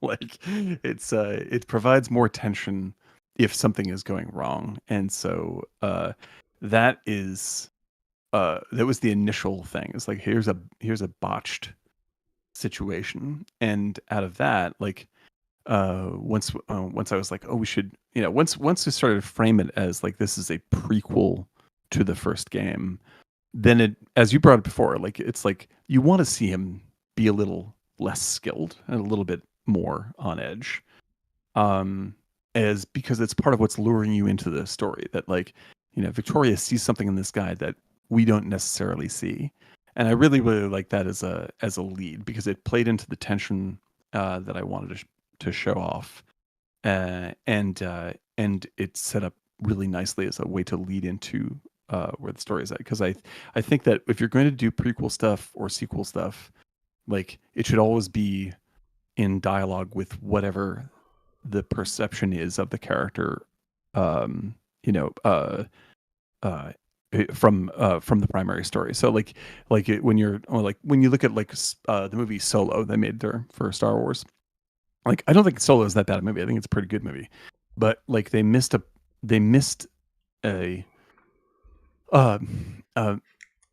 chance at changing how we view Solo as a character in Star Wars, right? And like that's what you should always try to do. So I think that like if for instance, like if Han Solo had started Solo as like a really hopeful person who supported the rebellion, right? And then over the course of the story, he's so betrayed and is so lost and is so crushed by what happens in the story of Solo that he turns into the murderous asshole you see in the first film. Now we have a secret about him, and when you watch Star Wars isn't the same anymore. It's going to be different. And so that's the one thing I wanted to go into once we were like turn this into a prequel. I was like, I want to put a little spin on Garrett and a bigger spin on Victoria, so you can see her motivations a bit earlier and change how the introduction to the story goes. So that was the lead. There were lots of ways to do it, but that was the that we landed on this one simply because it provided the most action and most tension, and then I folded it into the rest of it. I hope that wasn't too long, but that's what I was thinking about. Another comment was, I'd like to see a day in the life of Garrett's landlord collecting the rent from the city scum and some insight on the renters. That's a good one, man. I would definitely watch that. Yeah, I think get like Paul Giamatti. Paul Giamatti is that character. You get a home run. I don't know. As I said, I'm not a movie guy, but I'm pretty sure that you're right with all your knowledge and experience. Paul Giamatti, for anyone who knows who that is, they also know that he's born to be a character actor in a thief movie. And he's Angry Guard. Okay, you should be there in there. I think now you have the age to make them believable. That's right. Everyone will take me seriously now. Yeah, that's right. Eckmeyer joined the chat. Hi, Eckmeyer. You missed everything because I'm close to saying bye to Daniel. But Eckmeyer, we were asking what the guy Daniel, the guard Daniel voice. Did he have a name in the game or in the lore? Maybe you can answer that real quick. He always has the knowledge. Yeah, I don't know that one. But yeah, Daniel. I think those were the. Oh nope, there's no name. Yeah, thank you very very much for joining us. It was a pleasure. Thank you. Yeah, it was real fun. And yeah, thanks for sticking around for the second part. And yeah, wish you a great day. It's in the morning still, and enjoy your coffee or lunch or whatever is coming up. Right. And have a great vacation. Yeah.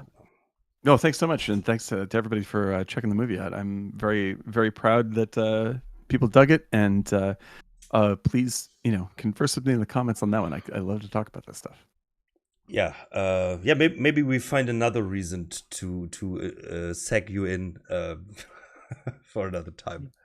I definitely would not complain. Thanks for being here, Dan. Thanks very much, guys. When you did your work on the Thief prequel remake or whatever for Embracer Group. Yeah, thank you very much. Have a great day, and we will jump into the next thing. Excellent. Thanks a lot, guys. Ciao, Daniel. Awesome. Yeah, what a great guy as always, as expected. And we don't want to stay starstruck here, so let's just move on with the next topic. Let's do it. So difficult, but so willing. So the next topic, now the viewers will, I can see, like now they will go down.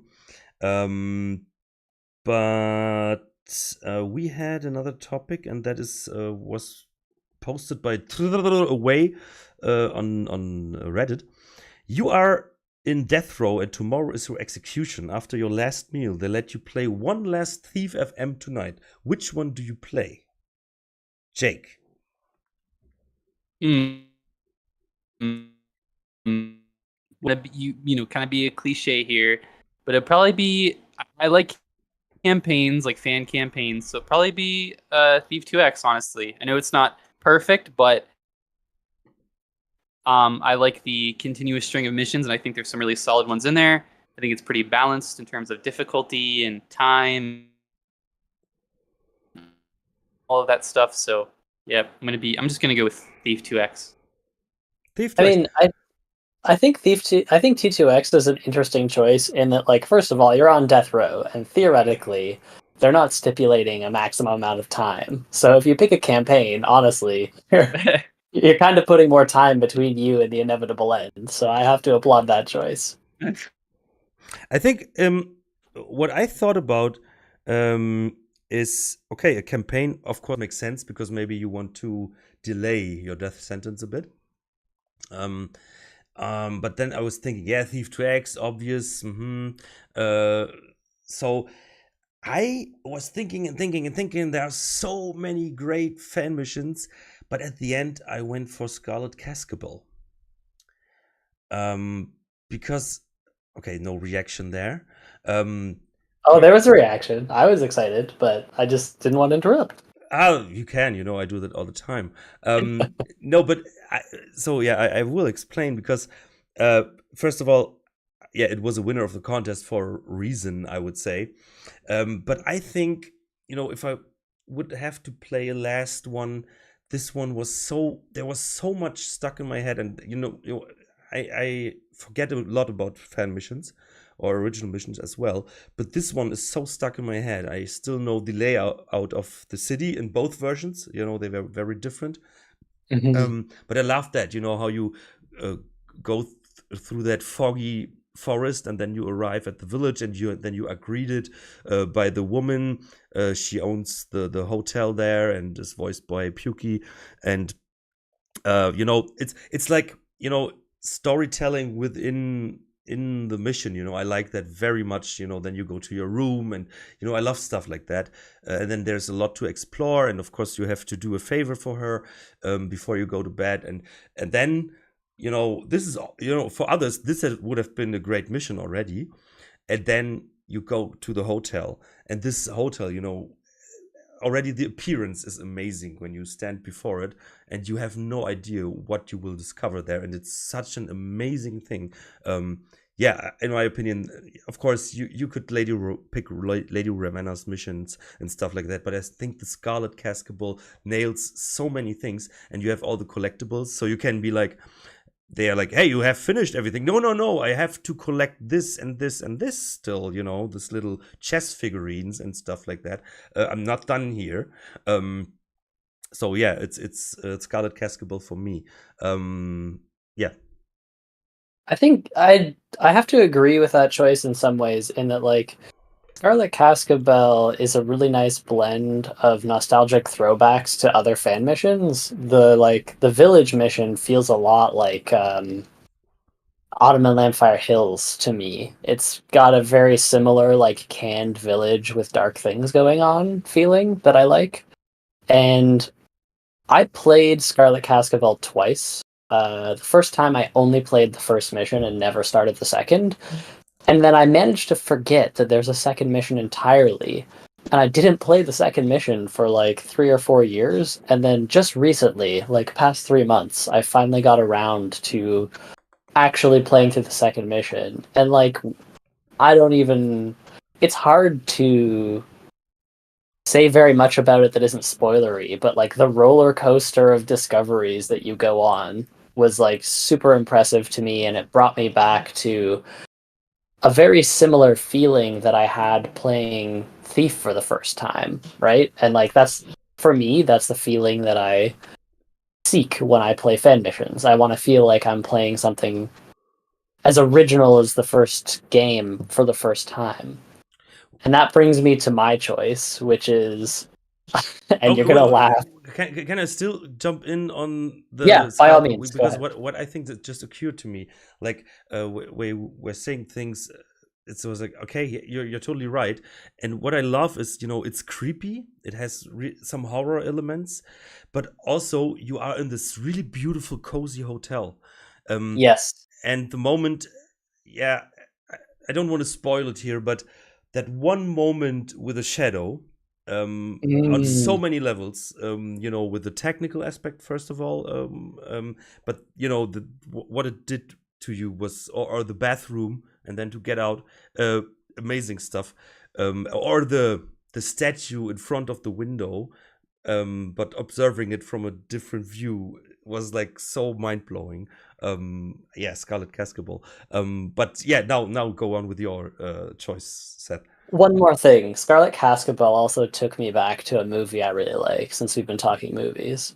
Haunted, 1995. Scarlet Cascabel took me there as well, which is another point in its favor. But back to my choice. So I'm like, I want to feel like I'm playing Thief for the first time again when I play a fan mission. I want to see something I haven't seen that like makes me feel almost sad and nostalgic.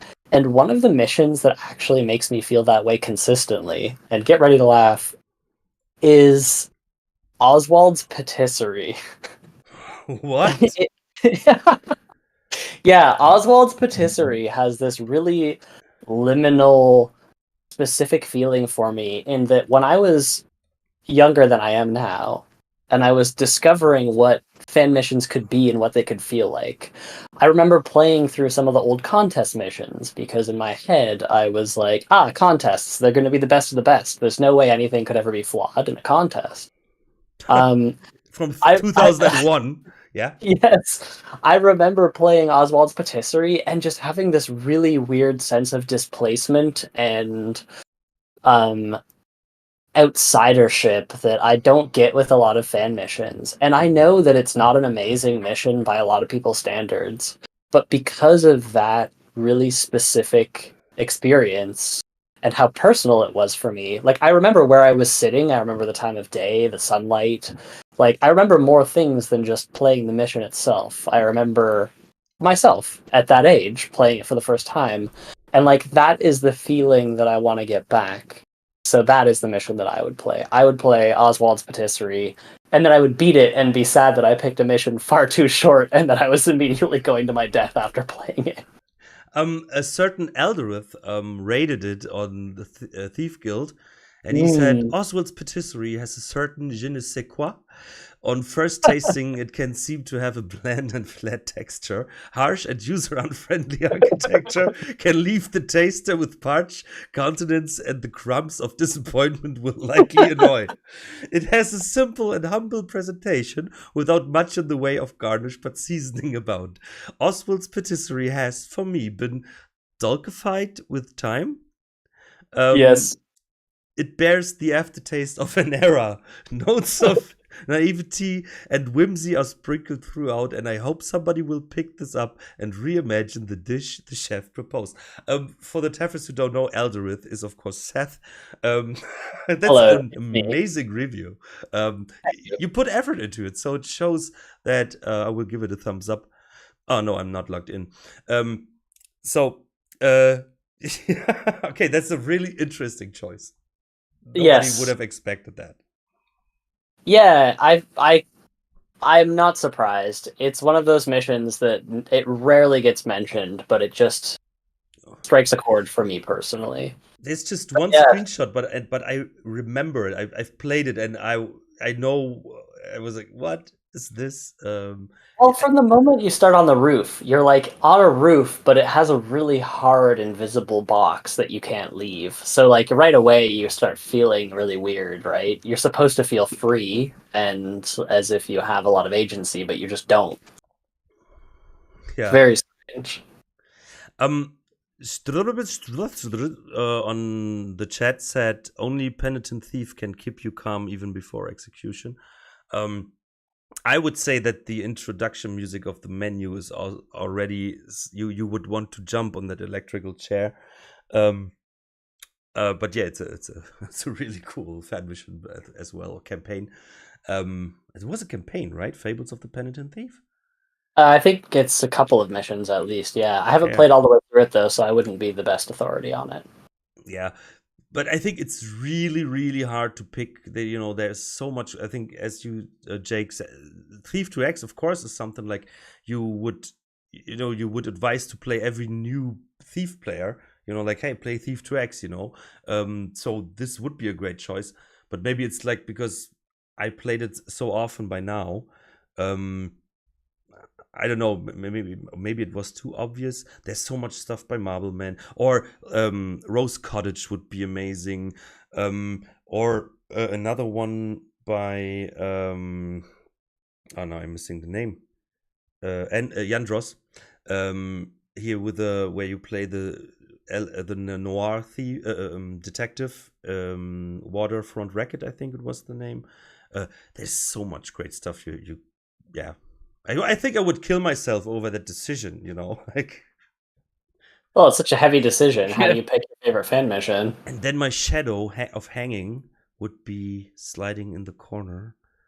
Is Cult of the Resurrection the one with the plot to resurrect the trickster? I can't recall off the top of my head, but I specifically remember a cucumber joke from that fan mission. We had David Regal on the show at the beginning of the year. Jake? Do you know? Hello? Yeah. Yep, we're reading. Okay. I'm sorry, I think I cut out there. What was the question? Yeah. Yeah. It doesn't matter. It's but yeah, Cult of Resurrection. Actually, the name says it. I think that they want to resurrect the trickster. But I actually don't remember, and it's not too long ago. It was in January, I think, where we had Rain on the podcast. But yeah, I think people will know. Yeah, but there's so much to choose. Which brings us to the next topic, I would The say. method of choosing. Am I a bad thief player? And this is something personal. Because it must have been in not Masks, but in what was before that, Complicated Cargo? Precursors? No, yeah. I said that Cargo. this is the first time you have to carry a body through a level. And then someone on the interwebs said, lol, if you listen and read between the lines, it sounds like Alex never beat Craigsleft on Expert. Seems like he had no recollection of carrying Basso out. My response was, haha, lol. Did you? Let's come out with it, Alex. Did you ever beat Craigsleft on Expert? I'm pretty sure I did, because after beating Thief 1 on the Let's Play on normal, and after a while, so I think it was last year or something, where I was like, why don't I play on Expert by now? And then I played Thief Gold on Expert. So yeah, I have to recollect that, but I didn't. But for me, it was like somebody was like, what? He didn't play it on Expert, even if I wouldn't have. It's like, am I a bad thief player now? Is that, does that take take away any credibility from me? So I was like, yeah, there are many players out there, as far as I know, that like to play on normal, just have a good time. And others are like on super supreme ghosting stuff. And but is there a reason to make fun of something like that? I don't think so, personally. I mean, I'm also a fellow normal difficulty player. I never play a fan mission on Expert the first time I play it. Sometimes I go back and I up the difficulty for a new experience, or if there's like a different story on different difficulties, but yeah, I have to agree in that, like, I don't think it makes you a bad player not to play on Expert. I think it just means you're looking for a different experience. And, like, personally, I find the AI on Expert often to be, like, overly sensitive and not terribly fun to deal with. So I'm with you there. I play on normal.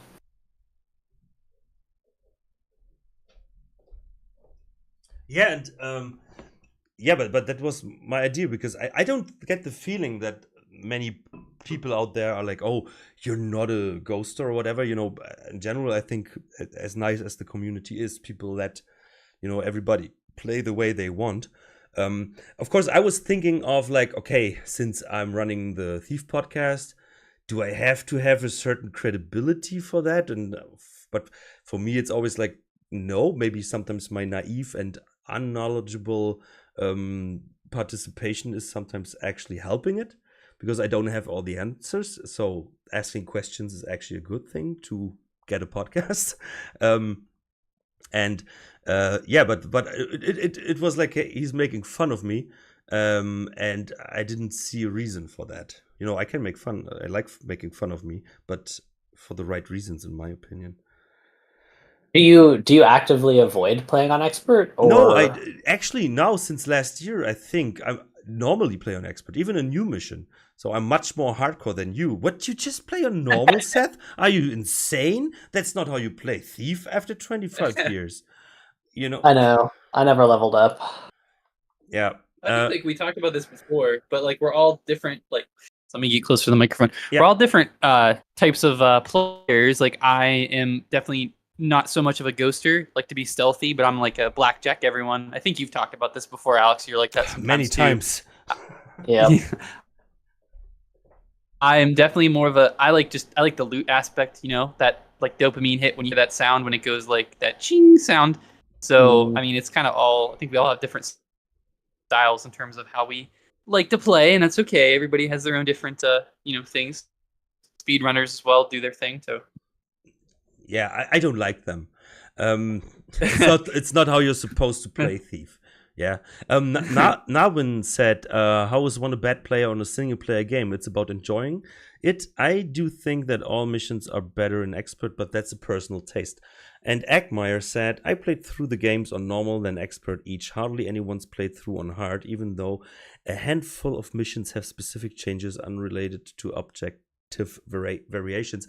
That's something we discussed a lot. I'm not a fan of changing things within the difficulty levels, because Fire Mage's Builder's Paradise is the best example, as I always had.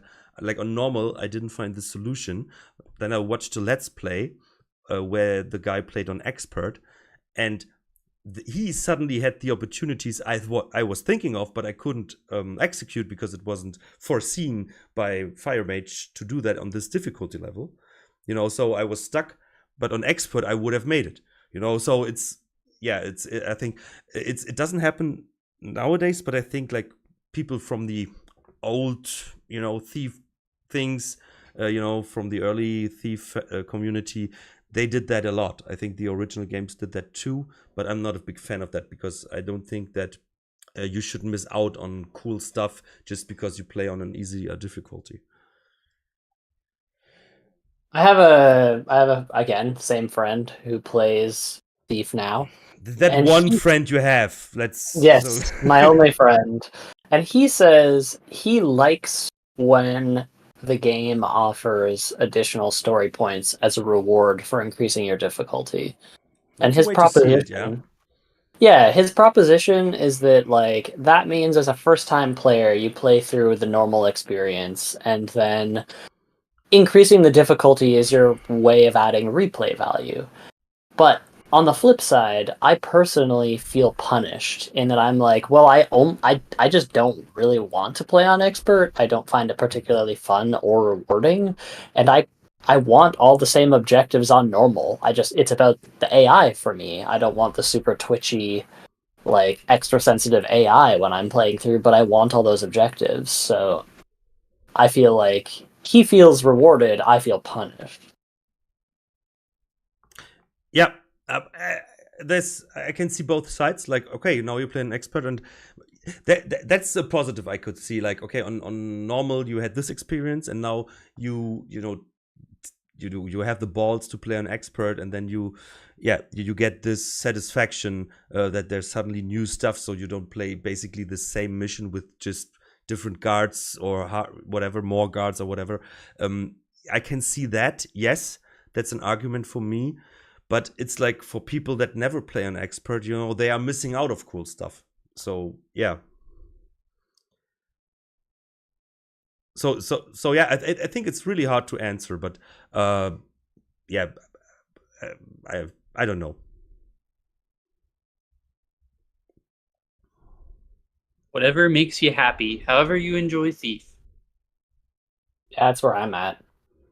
I'm happy on normal. I also think too. You are not normal, Seth. I can promise you that. But maybe that is the only time that you feel normal. I don't know. It's validation. I think also too, another thing, not to get aside, but I think also like in a negative way, based on like, oh, this they're a scrub. They don't play on expert. They haven't 100% ghosted, looted every single level. It's like we're a small community, and we all like love the game, and nobody has a claim to being a more legitimate Thief player than the other. So just my take. Yeah, I think that comparison is cool, but as I said, I think you cannot call someone a bad player, And what I figured out is like playing on expert is actually not way harder. Maybe the goals are sometimes, but if you know your Thief, then it's actually. I should have changed to playing on expert years ago, but I missed out on that. It was in my comfort zone. But then there's one last topic, which is important in my opinion, but it will be quick as well. Because we figured out that there are many people that don't know about thiefguild.com. And I discovered it some years ago, but to be honest, I never gave it the attention. When I was looking for a mission released before 2014, I was going to thiefmissions.com or was going to Taffer's Paradise by Lord Soth. But Thief Guild is actually, in my opinion, everything a thief needs. You know, you have Thief 1, Thief 2, Thief Deadly Shadows, Dark Mode missions, and I think even Thievery for Unreal. Everything is there with rating systems and stuff like that. But I think, Seth, you are a more experienced user of the platform, so maybe you can describe the benefits of it. Yeah, of course. I think Thief Guild's really great in that it lets people, authors specifically, like upload their missions and tag them the way that they want to tag them. So you get these really interesting setups where people can set other missions as prequels and sequels of their own. And I don't know personally if anyone has done sequels to fan missions that weren't like their own yet, but I see the potential right away for people to continue orphan stories there. And I think that alone is like a very interesting proposition. But on top of that, like Thief Guild is trying to be a comprehensive archive of all fan missions from basically like the release of Dromeda until now. And in trying to be that, I think that Marzak has done a really good job compiling everything in one place, like in a pretty accessible format. Like if you guys go check out Thief Guild, like the front page will give you what the most recent fan missions are and like a bunch of affiliate links. And I feel like there's, regardless of who you are, like you're gonna find something there that is interesting to you. And for me, I have like really enjoyed having a simple way to find fan missions that like other people are recommending. So like I will go to the front page and see, oh, Amenel rated a new mission, and then I'll click on whatever that mission is and read their review and like have a really easy way to access what like my friends in the community are saying about different fan missions, and then I will play those missions and leave my own rating. So there's like a really fun like tag team breadcrumb trail element to reviewing on there. So my recommendation would be that you guys like go make an account on Thief Guild and do what I'm doing and like see what your friends are playing, play it, and like leave your own counterpoint. As Alex was mentioning earlier, like I've gone back and reviewed some fan missions that I'm super nostalgic for, and like it's really funny to be the guy giving a 6.5 out of 10 on something that everyone has only given 2.0 and then like trying to justify it. Yeah, I do really recommend checking out Thief Guild. Yeah, what I think makes it really cool, as I'm showing here right now in the video, you have all those, best and worst, most popular, least popular, most controversial, least controversial. It's sometimes when I'm on a Sunday afternoon, I'm like, I don't know what to play, and then you click on the best, of course, and then you have pages because there are Scarlet Cascabel is up there, haha. And then you have pages of amazing missions, and of course you can filter them if you want to go for Thief 1, Gold, Metal Age, whatever. This is such a cool source. And yeah, Maciek, he contacted me a while ago if we want to have a logo on his page. And yeah, then we discussed like what can we give back, and then I was like, maybe we can discuss it on the podcast. At least maybe it helps.